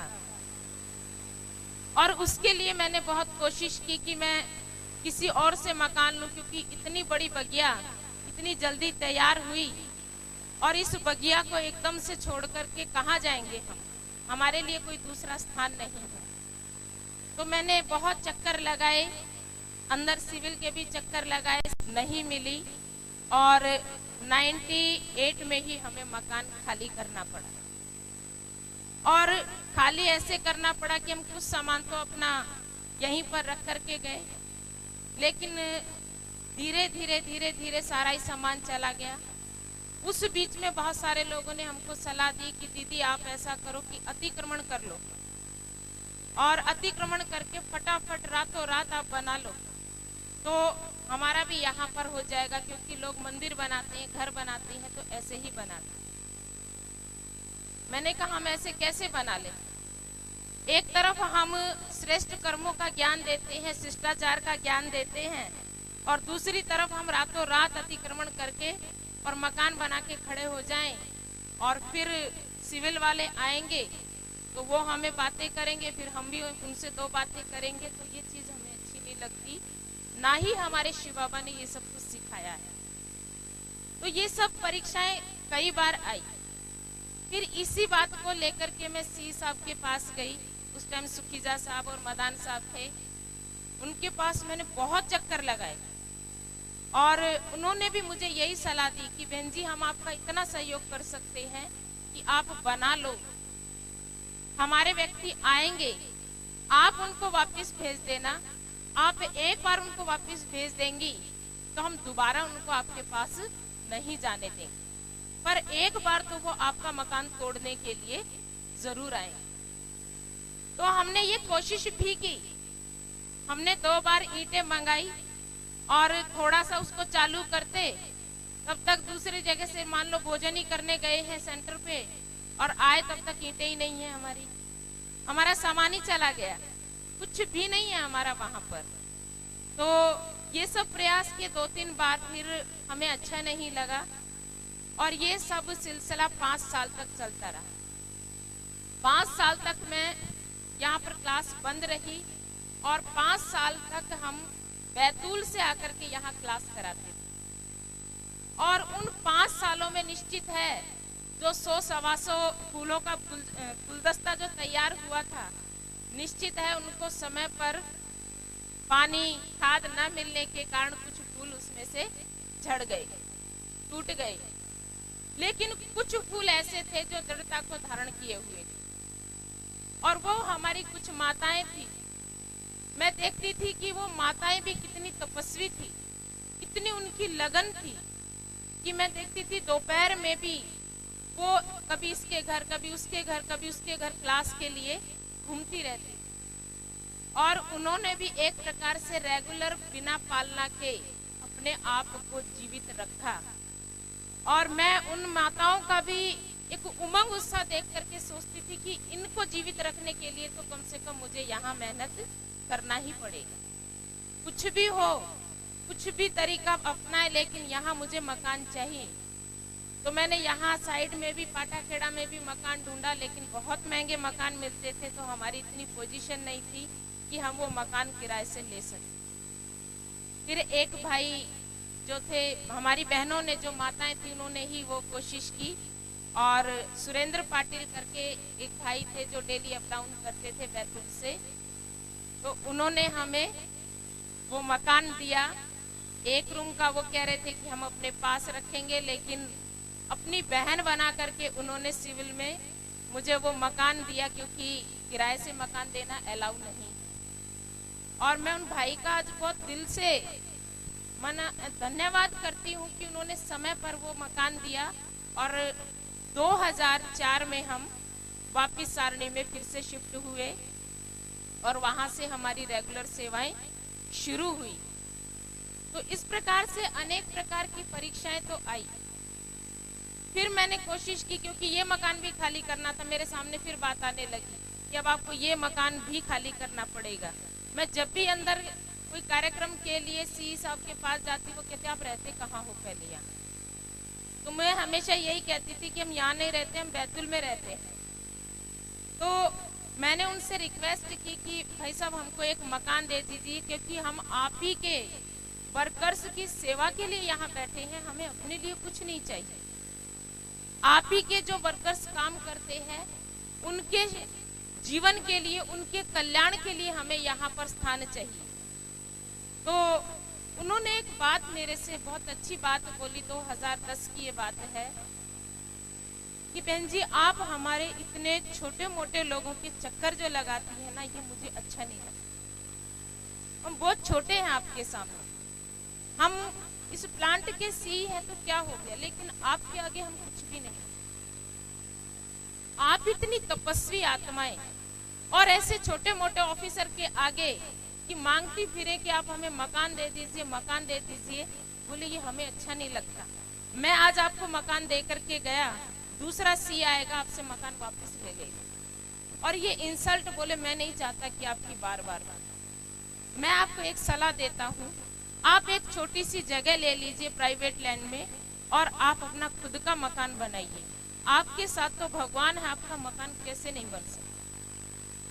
और वहां से मेरी बुद्धि में एकदम से आया कि जब एकदम अज्ञानी आत्मा मुझसे ऐसा कह रही है, तो सच बात है कि मैं इनसे क्यों मांग रही हूँ। मैं एक कोशिश तो करूं कि यहाँ प्राइवेट लैंड लेकर के और मकान की शुरुआत करूं। तो इसमें हमने दीदी ने भी इस चीज में मुझे बहुत सपोर्ट किया कि हाँ ये सही है कि हमें प्राइवेट लैंड लेकर के और एक छोटा सा बाबा का घर बनाना चाहिए। अगर हमें इस नगरी के लोगों का कल्याण करना है तो कोई न कोई स्थायी स्थान ऐसा बनाना ही पड़ेगा। और 2010 के लास्ट में ही हमें ये जमीन मिली और 2011 में हमने इस मकान की शुरुआत की। पहले ऐसा लग रहा था हमारे पास कुछ भी नहीं था कि हम मकान, जमीन कहाँ से लेंगे, फिर उसके ऊपर मकान भी बनाना पड़ेगा, कहाँ से लाएंगे इतना पैसा। हमारे पास कुछ भी पैसा नहीं था, लेकिन शिव बाबा की कमाल जो देने वाला व्यक्ति था वो भी बहुत कोऑपरेटिव था, उसने एकदम से हमसे कोई सब कुछ नहीं लिया, धीरे धीरे उसने थोड़े थोड़े में लेकर के हमसे पैसा लिया और वो जगह भी हमें मिल गई। मकान की शुरुआत हुई तो हमने सोचा था कि हम छोटा सा ये घर बनाएंगे जिसमें एक रूम होगा, एक बाबा का हॉल होगा, बस और कुछ नहीं। लेकिन ना जाने बाबा ने ऐसा क्या कमाल किया कि ये मकान भी बढ़ता चला गया, जगह भी बढ़ती चली गई। और वंडरफुल बात यह है कि इस मकान के अंदर किसी भी अज्ञानी आत्मा का 1 रुपया भी नहीं लगा। किसी भी अज्ञानी आत्मा का 1 रुपया भी किसी भी नई आत्मा ने इस मकान में, हमने बोला जरूर, लेकिन बाबा की क्या कमाल थी, शिव बाबा की, मैं नहीं जानती। और हमारे संकल्प ऑटोमेटिक थे, माना बाबा ने बढ़ाए, हमने नहीं बढ़ाए, लेकिन बाबा अपने आप जैसे बनाता हुआ चला गया। और हमारे इस मकान की ये भी विशेषता रही कि इस मकान को बनाने में हमको रिंचक मात्र भी टेंशन नहीं हुआ। हम एक चीज तैयार करते थे तो कोई ना कोई ऐसा आ ही जाता था कि जो सलाह देता था, दीदी आप ऐसा करो, दीदी आप ऐसा करो। और दीदी ऐसा करो तो निश्चित है शिव बाबा कहीं ना कहीं से कुछ न कुछ करवा रहा है। और ऐसे करते करते ये मकान तैयार हुआ। और फिर मैं देखती हूँ कि बहुत सारे लोगों को मैंने इसी गली में कहते हुए सुना है, हमारे सामने से जाते हुए भी कहते हैं कि ब्रह्मा कुमारियों के पास बहुत पैसा है, इतना बड़ा मकान बना करके तैयार कर लिया। ये तो कहते थे हमारे पास कुछ भी नहीं है, अब कहाँ से आ गया।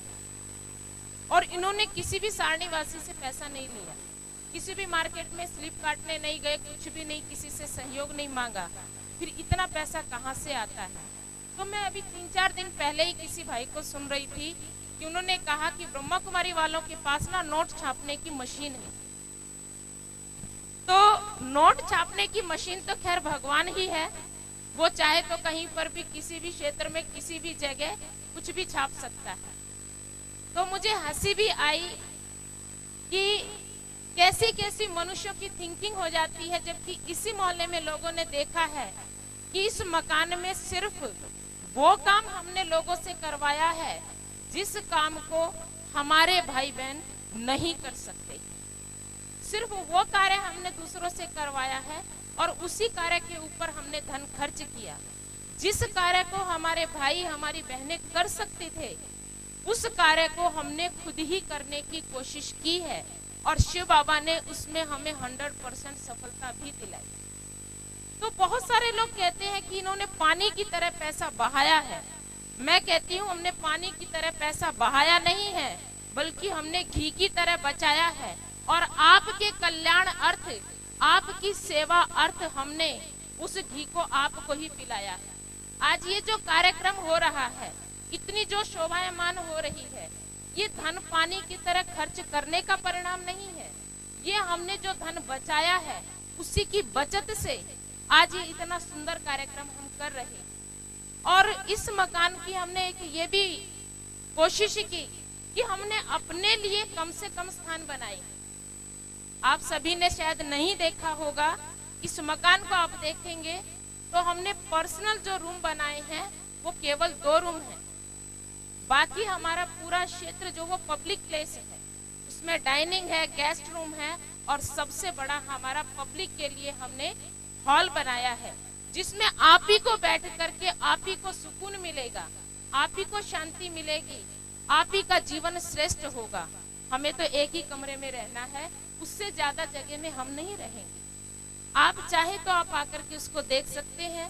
तो जो भाई बहने ऐसे संकल्प चलाते हैं कि पैसा इतना आता है, तो ये पैसा अपने आप नहीं आता है, पहले पैसे से मुख मोड़ना पड़ता है।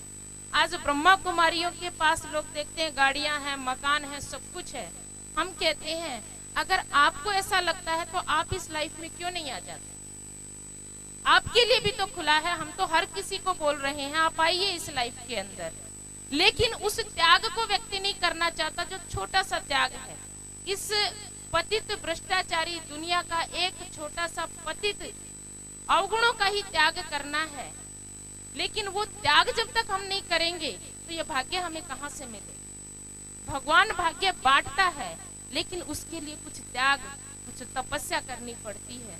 तो ब्रह्मा कुमारियों की केवल प्राप्तियों को ना देखें भाई बहन, लेकिन उनके त्याग को भी देखें।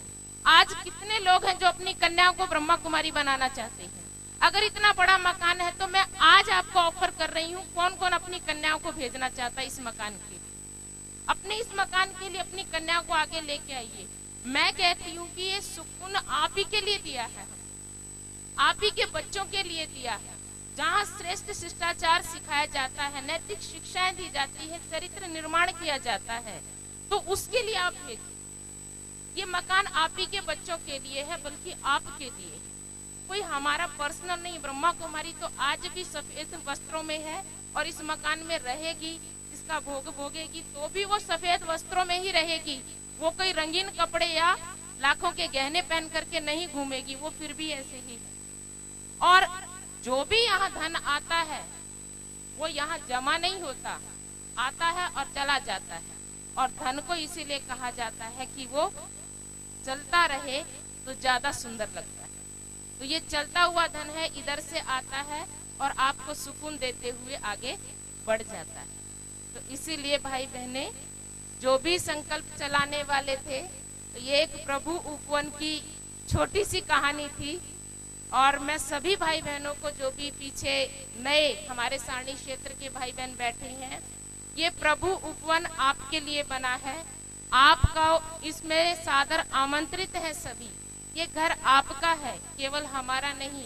आप भी शिव बाबा की संतान हैं, आप भी इस प्रभु उपवन के चैतन्य फूल हैं। और यहाँ आकर के आप भी अपने अंदर वो खुशबू भरिए और उस खुशबू से अनेक आत्माओं के कल्याण में सहभागी बने। ओम शांति। बहुत बहुत धन्यवाद आदरणीय सुनीता दीदी को। बहुत ही सुंदर सरल शब्दों में आपको इतना अच्छा प्रभु उपवन के विषय में बता दिया और साक्षात अपने आंखों से त्याग के इस फल प्रभु उपवन को देखने के लिए आप ब्रह्मा कुमारी विद्यालय प्रभु उपवन में जरूर पधारें और अपनी इन आंखों से देखें कि त्याग का भाग्य क्या होता है। दो भुजाओं वाला नहीं, 1000 भुजाओं वाला भगवान किस तरह से सहयोग देता है और कहां से कहां पहुंचा देता है। तो आपको एक बार फिर निमंत्रण है प्रभु उपवन को देखने के लिए, अवश्य पधारें। और अभी मैं मंच पर उपस्थित हमारी आदरणीय बड़ी बहन जी से और सभी वरिष्ठ बहनों से कहूंगी कि मोमबत्ती जलाकर इस कार्यक्रम, इस समारोह का विधिवत रूप से उद्घाटन करेंगे।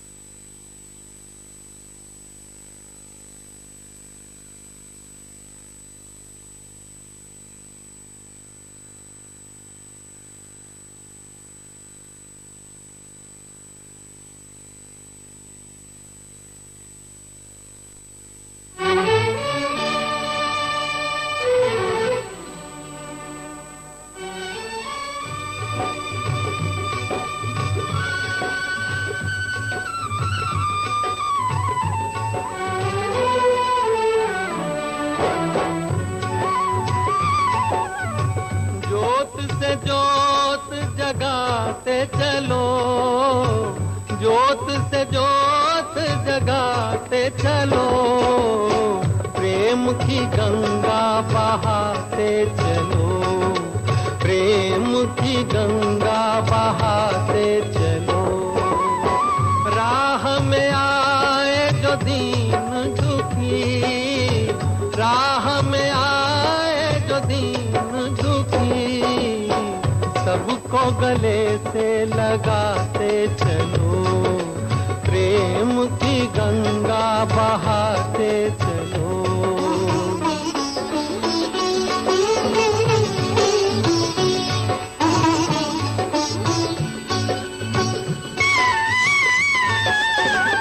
कौन है ऊंचा कौन है नीचा, सब में हो ही समाया,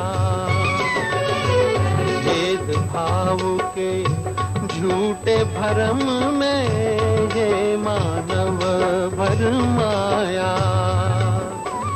धर्म ध्वजा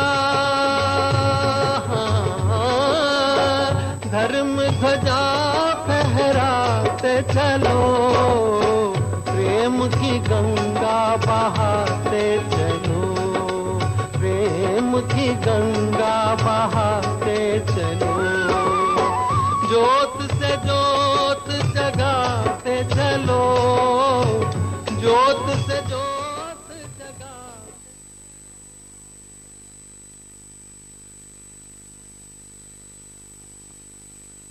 ओम शांति। ओम शांति।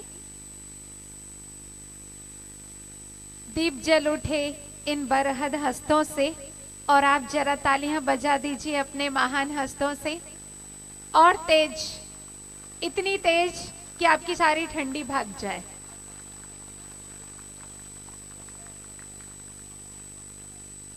और अभी मैं आमंत्रित कर रही हूं हमारे मध्य प्रदेश की वरिष्ठ, अभी हमारे बीच दो बालिकाएं मौजूद हैं जो बहुत ही सुंदर डांस लेकर के आपके सामने आ रही हैं, जिसके बोल हैं अवतरित होकर भाग्य विधाता भाग्य हमारे बना रहा।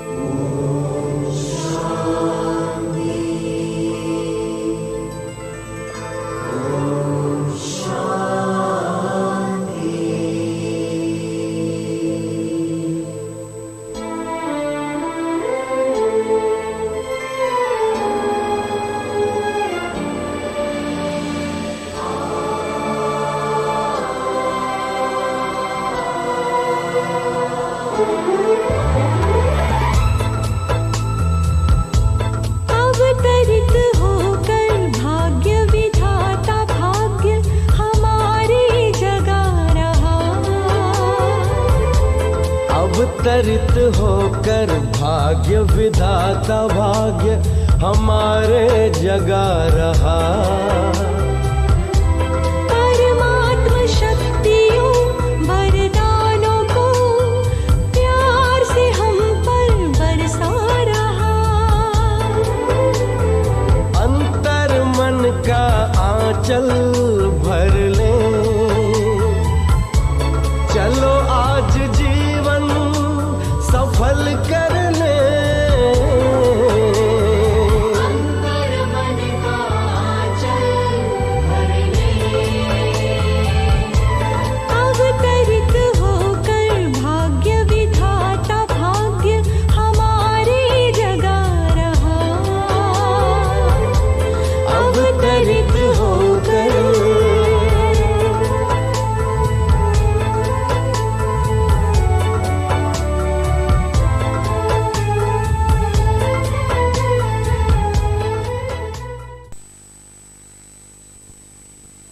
बहुत बहुत धन्यवाद इन बालिकाओं को। और अब मैं आमंत्रित कर रही हूं हमारी वरिष्ठ राजयोगा टीचर राजयोगिनी ब्रह्मा कुमारी शैलजा दीदी को। आप करीबन 42 वर्षों से ब्रह्मा कुमारी विद्यालय में समर्पित रूप से सेवाएं प्रदान कर रही हैं। आप हमारे ब्रह्मा कुमारीज में जो विंग की सेवाएं चल रही हैं, आप सोशल विंग की जोनल कोऑर्डिनेटर भी हैं, कुशल वक्ता है। इन 42 वर्षों में मुझे लगता है कई बहनों ने आपके जीवन को देखकर, आपसे शिक्षा लेकर, आपसे प्रभावित होकर अपने जीवन को भी आध्यात्मिक सेवाओं के लिए समर्पित किया है। तो मैं आज के विषय पर परमात्मा शक्ति से महापरिवर्तन, इस विषय पर अपने उद्बोधन के लिए बुला रही हूँ आदरणीय शैलजा दीदी।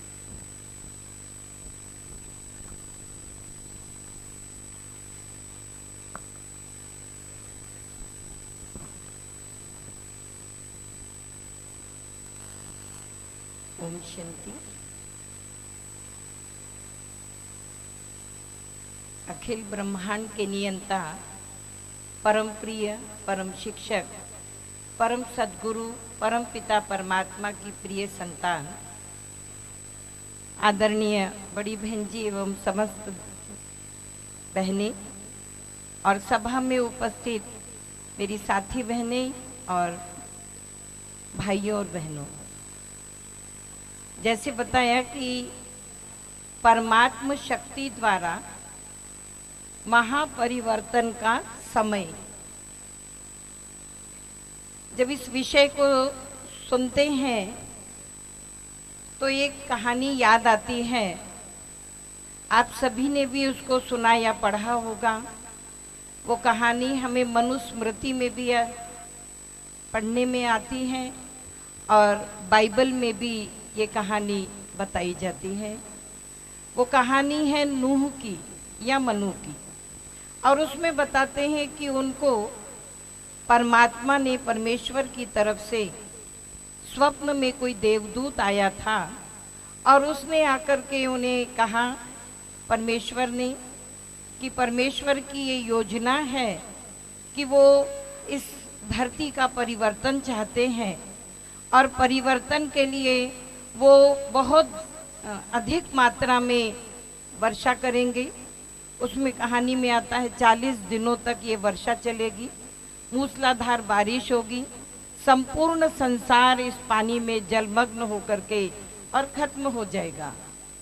तुम्हें उससे पहले एक बहुत बड़ी नौका बनानी है और उस नौका में सारे जीव जंतुओं के, मनुष्य आत्माओं के, फल फूलों के, अन्न के, हर एक के तुम्हें बीज रख लेना है, जोड़े रख लेना है, और तुम्हारी इस नौका को मैं बचाऊंगा।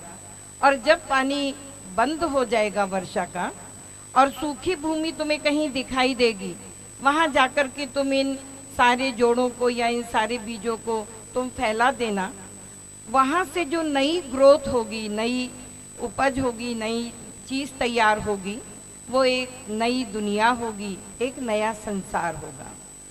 क्योंकि ये संसार अब रहने लायक नहीं रह गया है। लेकिन जब कभी हम इस कहानी को पढ़ते हैं या स्मृति में लाते हैं तो मन में एक प्रश्न उठता है कि बीज तो पुराने ही वृक्ष का है, पुराने बीज, पुराने फलों का है, या पुराने अन्न का है, या पुराने जीव जंतुओं का है, या मनुष्य आत्माओं का है। और वही बीज अगर हमने बोया तो उसके द्वारा जो भी नई पौध तैयार होगी वो कैसी होगी? निश्चित ही जैसा बीज वैसा फल। जब बीज कलयुगी है, बीज डिफेक्टेड है, बीज कमजोर है, तो नई ग्रोथ भी कैसे होगी? तो हम कैसे कहेंगे कि पुरानी दुनिया को नई दुनिया में बदलने की ये विधि हो सकती है? वास्तव में इसमें जो एक आखिरी शब्द आता है, समय, प्रिय भाइयों और बहनों, ये वही समय चल रहा है जब पुरानी दुनिया को नई दुनिया में परिवर्तन करने की आवश्यकता है। ये समय कैसा चल रहा है ये बताने की आवश्यकता नहीं, आप सभी जानते हैं, सभी परिचित है कि कितना अधिक दुख अशांति बढ़ रहा है। मनुष्य जीवन के अंदर में काम, क्रोध, लोभ, मोह के कारण से वो स्वयं भी और अपने संबंधित लोगों को भी वो कितनी तकलीफें पहुंचा रहा है।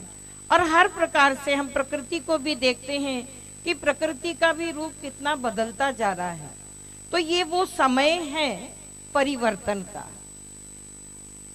इसी समय पर परिवर्तन करके इस पुरानी कलयुगी सृष्टि को हमें एक दैवी सतयुगी सृष्टि में परिवर्तन करना है। ये वो समय चल रहा है। और इस समय पर हम देखते हैं, जिस प्रकृति के लिए हमने कहा कि प्रकृति देने वाली है, वो अपने लिए कुछ नहीं करती है, वो सदा प्राणी जगत के लिए सुख देने वाली, एक नव जीवन देने वाली है। आज हम उसी प्रकृति के तत्वों को देखते हैं। प्रकृति के जैसे सभी तत्व प्रदूषित हो चुके हैं। चाहे हम धरनी की बात करें तो सॉइल पॉल्यूशन की बात सामने आती है। धरनी की उर्वरा शक्ति, हालांकि उसे पॉल्यूटेड भी किसने किया है? आज जनसंख्या वृद्धि के कारण ये आवश्यक हो गया है कि हम ऐसी यूरिया, ऐसी केमिकल्स, ऐसी चीजों का उपयोग करें जो हमें कई गुना अधिक फसल रिटर्न कर सके। इसमें तो हम सफल हो गए, लेकिन हमने सदा सदा के लिए धरनी की उर्वरा शक्ति को खत्म कर दिया। सॉइल पॉल्यूशन, वाटर पॉल्यूशन, ये हम सभी जानते हैं कि जो हमारी जो भौतिक विकास की दर है वो हमारे उद्योगों से आंकी जाती है। और हमारे जितने भी उद्योग हैं, हम सभी देखते हैं, इस चीज को अनुभव करते हैं कि वो हमें जो भी प्रोडक्ट वो तैयार करते हैं वो तो ठीक है, ये उनके लाभ का सौदा है, लेकिन उस उद्योग के साथ साथ जो बाई प्रोडक्ट के रूप में जो केमिकल्स या जो टॉक्सिन्स, जो जहरीली पदार्थ वेस्ट पैदा होते हैं या निकलते हैं, उससे हमारा पॉल्यूशन कंट्रोल बोर्ड कहता है कि उसे समाप्त करना ये हर एक इंडस्ट्री वाले की अपनी जिम्मेवारी है। लेकिन लोभ के चलते मनुष्य लाभ तो लेना चाहता है, लेकिन वो जो भी वेस्ट प्रोडक्ट निकलता है उसको समाप्त करने के लिए अपना समय और धन खर्च नहीं करना चाहता है। और हम सभी इस चीज को देखते हैं कैसे नदियों में, पानी में, ऐसी जगह पर वो वेस्टेज को वो बहा देते हैं, उससे लिंक कर देते हैं और पूरा वाटर पोल्यूशन हमारे सामने है। जल पीने योग्य नहीं रह गया है। एयर पोल्यूशन की बात करें तो इन्हीं इंडस्ट्रीज के द्वारा हमारे पूरे इसके अंदर में हमारे जितने भी ये व्हीकल्स हैं, मोटर गाड़ियां हैं, इनके द्वारा निकलने वाला जो धुआं है और इंडस्ट्रीज के द्वारा जो निकलने वाला धुआं है, उसने हमारी वायु को प्रदूषित कर दिया है। आज शुद्ध वायु हमें नहीं मिल रही है। हर प्रकृति के हर तत्व के साथ हम देखते हैं कि प्रकृति का हर तत्व आज प्रदूषित हो गया है। और ये प्रदूषण के कारण मानव स्वस्थ जीवन कैसे जिए या स्वस्थ कैसे रहे, ये एक बहुत भारी समस्या सामने आ गई है। अगर हम रूट कॉज में जाते हैं, अगर हम इस बात की मूल जड़ तक जाते हैं, तो हम देखते हैं कि सभी प्रकार के पॉल्यूशन का रूट कॉज है, उसकी जड़ है मेंटल पॉल्यूशन, मनुष्य का मानसिक प्रदूषण। और इस मानसिक प्रदूषण के चलते ही ईर्ष्या, द्वेष, लोभ, लालच, इन सब के चलते ही आज का ये संसार रहने योग्य नहीं रह गया है। हम सभी चाहते हैं कुछ परिवर्तन होना चाहिए, लेकिन परिवर्तन की शुरुआत हम कहाँ से करें? जब बात परिवर्तन की आती है तो हम, जैसे सुनीता बहन जी ने बताया कि सिक्के के दोनों पहलू हैं, त्याग और भाग्य। भाग्य तो हमें दिखाई देता है और भाग्य को हम पाना भी चाहते हैं, लेकिन उसके पीछे छिपा हुआ जो त्याग है उससे हम जी चुराते हैं। उसी प्रकार से परिवर्तन अगर हमें करना है तो परिवर्तन की शुरुआत हमें कहाँ से करनी पड़ेगी? स्वयं से करनी पड़ेगी। और ये परिवर्तन कोई कठिन नहीं है, हम पहले ही सोच लेते हैं। अभी अगर मैं किसी से कहूँ कि प्लीज बहन जी आप थोड़ा सा इस साइड आएंगे, फलाने आ रहे हैं उनके लिए जगह, तो व्यक्ति सोचेगा क्यों, मुझे यहाँ से चेंज क्यों किया जा रहा है? जब भी परिवर्तन की बात आती है तो व्यक्ति को लगता है मुझे कुछ छोड़ना पड़ेगा, मुझे कुछ त्याग करना पड़ेगा, मेरा कुछ चला जाएगा, मैं कुछ कमतर हो जाऊंगा, और यही सोच करके वो परिवर्तन के लिए तैयार नहीं होता है। लेकिन परमपिता परमात्मा कहते हैं कि वास्तव में परिवर्तन का एक दूसरा अर्थ है, वो है कुछ पाना, कुछ लेना। जैसे बहन ने बताया कि अगर हमने जीवन का परिवर्तन किया है, अगर हमने रंगीन से सफेद पर हम आए हैं, ये अगर हमने परिवर्तन किया, केवल वस्त्रों का नहीं किया है, लेकिन वस्त्र तो एक प्रतीकात्मक है, एक यूनिफॉर्म है हमारी संस्था की, लेकिन पहला परिवर्तन तो हमारे मन का है, हमारी सोच का, हमारे विचारों का परिवर्तन है। और जब हमने ये परिवर्तन किया, आपने देखा उन्हें ये पता नहीं था कि सारणी में इतनी उन्नति होगी, इतने भाई बहन आएंगे, ऐसा भवन बन जाएगा, ये कुछ पता नहीं था। और ये सोच, ये पाने के लिए उन्होंने कुछ नहीं किया, वो तो ईश्वरीय सेवा की भावना से आई। सकते हैं सत्कर्म की शुरुआत के लिए अपने आत्मिक स्वरूप को जानना, उस परमात्मा पिता से संबंध जोड़ना, जिसे हम राजयोग मेडिटेशन कहते हैं, ये पहली आवश्यकता है। तो परमात्मा पिता कहते हैं इन भावनाओं को हम अपने अंदर विकसित करें और कार्य की शुरुआत छोटे से छोटे लेवल पर करें। हम सब ने बहुत छोटी छोटी कहानियां सुनी है। एक बार ज्वार उतरने के बाद बहुत सारी समुद्र की मछलियां समुद्र के किनारे बालू में फंस गई थी और एक छोटा सा बच्चा बैठ करके एक एक मछली को समुद्र में डाल रहा था। उससे कहा कि ये इतनी सैकड़ों मछलियां, क्या तुम सबको बचा लोगे? उसने एक मछली हाथ में लेके उठा के कहा, कम से कम मैं इसको तो बचा सकता हूँ ना। तो अगर हमें कुछ सत्कर्म करना है, हमें कुछ सहयोग करना है, कुछ श्रेष्ठ कार्य करना है, तो हमें किसी बड़े हादसे का इंतजार नहीं करना चाहिए कि फिर कभी उत्तराखंड में ऐसा कुछ होगा, फिर कभी गुजरात में भुज कच्छ की तरह कुछ भूकंप आएगा, फिर कभी कुछ ऐसा होगा तो हम भी अपनी मंथली 1 मास की तनख्वाह दे देंगे या इतना पैसा या इतने कंबल। नहीं, हम बहुत छोटे से कार्य से भी और अपने आप को आगे ला सकते हैं और दूसरों की मदद कर सकते हैं। ये संसार का परिवर्तन बड़ा मुश्किल है, हमने ये सोच लिया, लेकिन परमात्मा पिता का ईश्वरीय ज्ञान हमारे अंदर वो ऊर्जा संचारित करता है, वो विशेषता हमारे अंदर भरता है कि हम कैसे अपना परिवर्तन करें और अपने द्वारा हम दूसरे का भी परिवर्तन करें। इसके लिए ही ये विशेष कार्यक्रम रखा गया है, परमात्मा शक्ति द्वारा महापरिवर्तन का समय। आप सभी बहुत सौभाग्यशाली हैं। ये थीम हमारी इस वर्ष की है और आपको इस थीम के द्वारा ये जागृति, ये मैसेज मिल रहा है और इतना सुंदर भवन आपके बैठने के लिए, आपको हर प्रकार से ज्ञान अर्जित करने के लिए सुंदर स्थान है। हमारी बहुत ही अनुभवी बहनें यहाँ पर बैठी हुई हैं, जिनका लाभ लेकर के आप परिवर्तन की इस कड़ी में अपने आप को भी जोड़ सकते हैं और परमात्मा शक्तियों के द्वारा न केवल अपने जीवन को, लेकिन अपने द्वारा सारे विश्व तक हम ऐसा सुंदर सत्कर्म का या सुंदर जीवन बनाने के लिए दूसरों को भी अपने साथ जोड़कर सहयोगी बना सकते हैं। ओम शांति।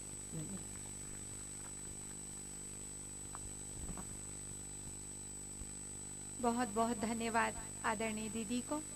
और अभी मैं आशीर्वचन देने के लिए आमंत्रित कर रही हूँ हमारे मंच की शोभा बढ़ा रही राजयोगिनी ब्रह्मा कुमारी अवधेश बहन जी, जिनको हम प्यार से और वरिष्ठ होने के नाते हमारी आदरणीय बड़ी बहन जी कहते हैं।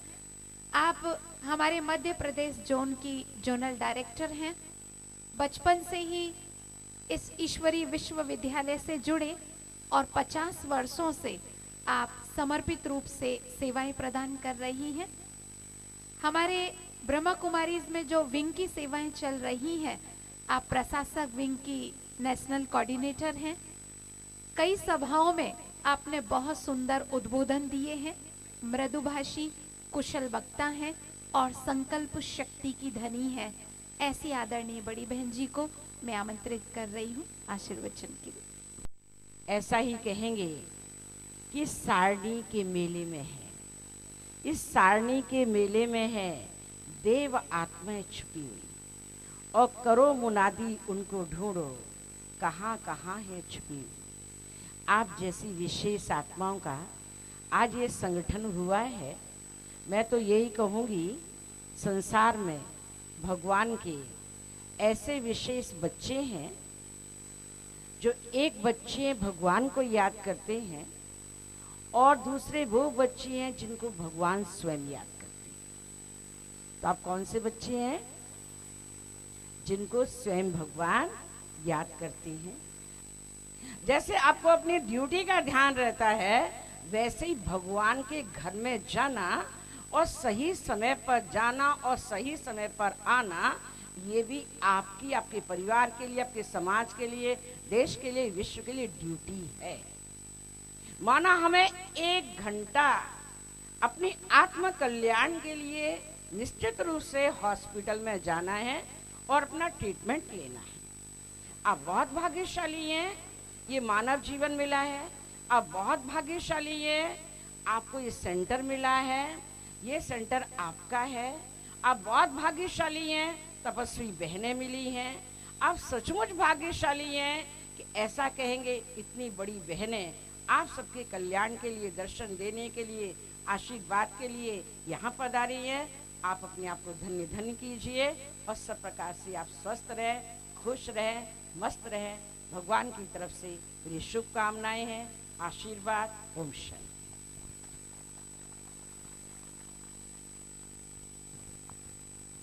ओम शांति। बहुत बहुत धन्यवाद आदरणीय बड़ी बहन जी को। वरदानी मूरत बहन जी ने आपको भी वरदान लेने की विधि बता दी, तो अवश्य हमारे केंद्र पर आकर परमात्मा से वरदान लीजिएगा। और अभी अंत में मैं आमंत्रित कर रही हूँ एक छोटी सी रूहानी यात्रा कराने के लिए हमारी आदरणीय नीता दीदी को, जो बचपन से ही ब्रह्मा कुमारी विद्यालय से जुड़े और करीबन 35 वर्षों से समर्पित रूप से सेवाएं दे रहे हैं। वर्तमान समय आप भोपाल में अपनी सेवाएं प्रदान कर रही हैं आदरणीय नीता दीदी, जो हमें एक छोटी सी आत्मा की रूहानी यात्रा कराएंगी। ओम शांति। मैं आप सभी का अधिक समय नहीं लूंगी क्योंकि आप बहुत समय से सुन रहे हैं। अभी 2 मिनट के लिए हम सभी रिलैक्स हो जाएं, आराम से अपनी पीठ को सीधा करके बैठ जाएं। अंदर में सिर्फ एक ही संकल्प हो, इस शरीर रूपी मंदिर के अंदर भ्रकुटी के बीच में विराजमान मैं एक चैतन्य सितारा, एक देव मूर्ति हूँ।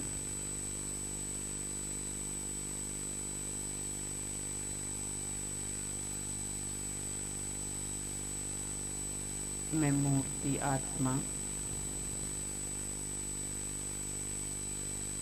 पवित्र हूँ।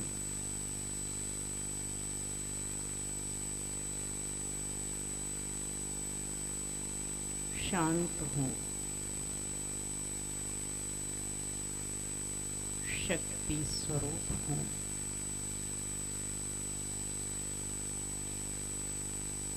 इस भ्रकुटी से चारों ही ओर सुख, शांति, प्रेम के वाइब्रेशन दे रही है।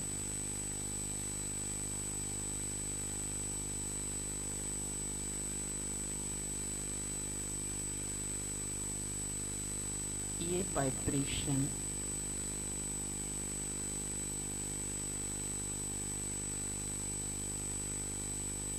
चारों ही ओर फैलकर सभी को शक्तिशाली बना रहे हैं।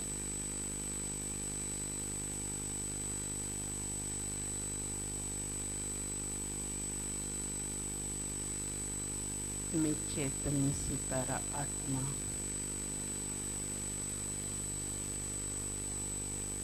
परम पिता परमात्मा की संतान हूँ।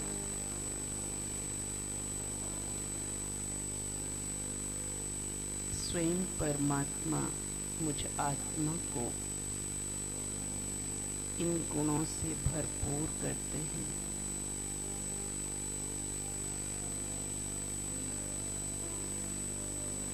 भरपूरता का अनुभव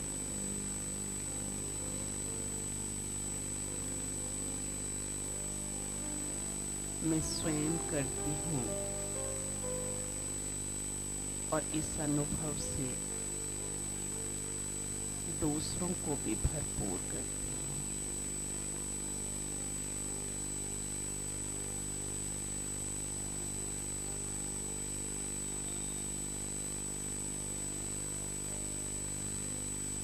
अंदर में सदा ही इन गुणों का चिंतन हम करते रहें।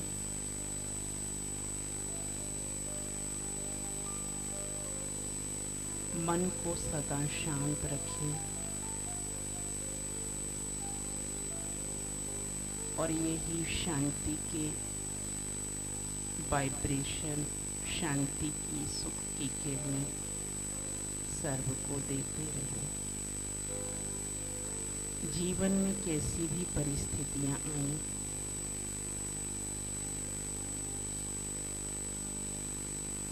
उन परिस्थितियों में भी शांत रहें।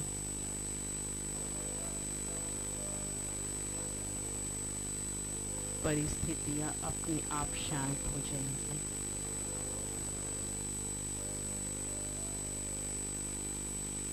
स्मृति में लाएं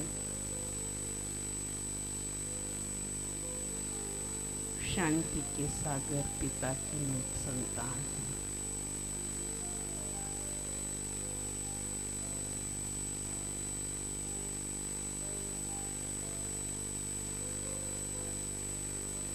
मुझे हर परिस्थिति में शांत रहना है।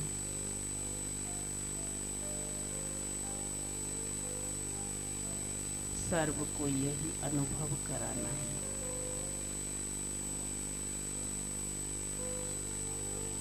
ओम शांति, ओम शांति, ओम शांति। बहुत बहुत धन्यवाद आदरणीय दीदी को। और आप सभी ने बहुत ही सुंदर तरीके से इतनी देर से बैठ कर के इस कार्यक्रम का आनंद लिया, इसलिए आप सबको बहुत बहुत धन्यवाद। और हम आपके आभारी हैं। हम आभारी हैं हमारे मंच की शोभा बढ़ा रही हमारी आदरणीय बड़ी बहन जी के। हम आभारी हैं मंच पर विराजमान इन सभी बहनों के, और सभा में उपस्थित हमारी और भी कई मध्य प्रदेश के स्थानों से जो बहनें आई हुई हैं, सामने बैठी हैं, उन सबके भी हम आभारी हैं। आपने यहाँ इस कार्यक्रम को भी देखा और इस कार्यक्रम में पहुंचकर इस कार्यक्रम में 4 चांद लगाए। हमारे भवन उद्घाटन में सभी सभा में उपस्थित भाइयों और बहनों के हम आभारी हैं, और साथ ही उनके सबसे ज्यादा आभारी हैं जिन्होंने इन भवन को बनाने में अपने तन, मन, धन, समय और शक्तियों से सहयोगी बनकर के कार्य किया।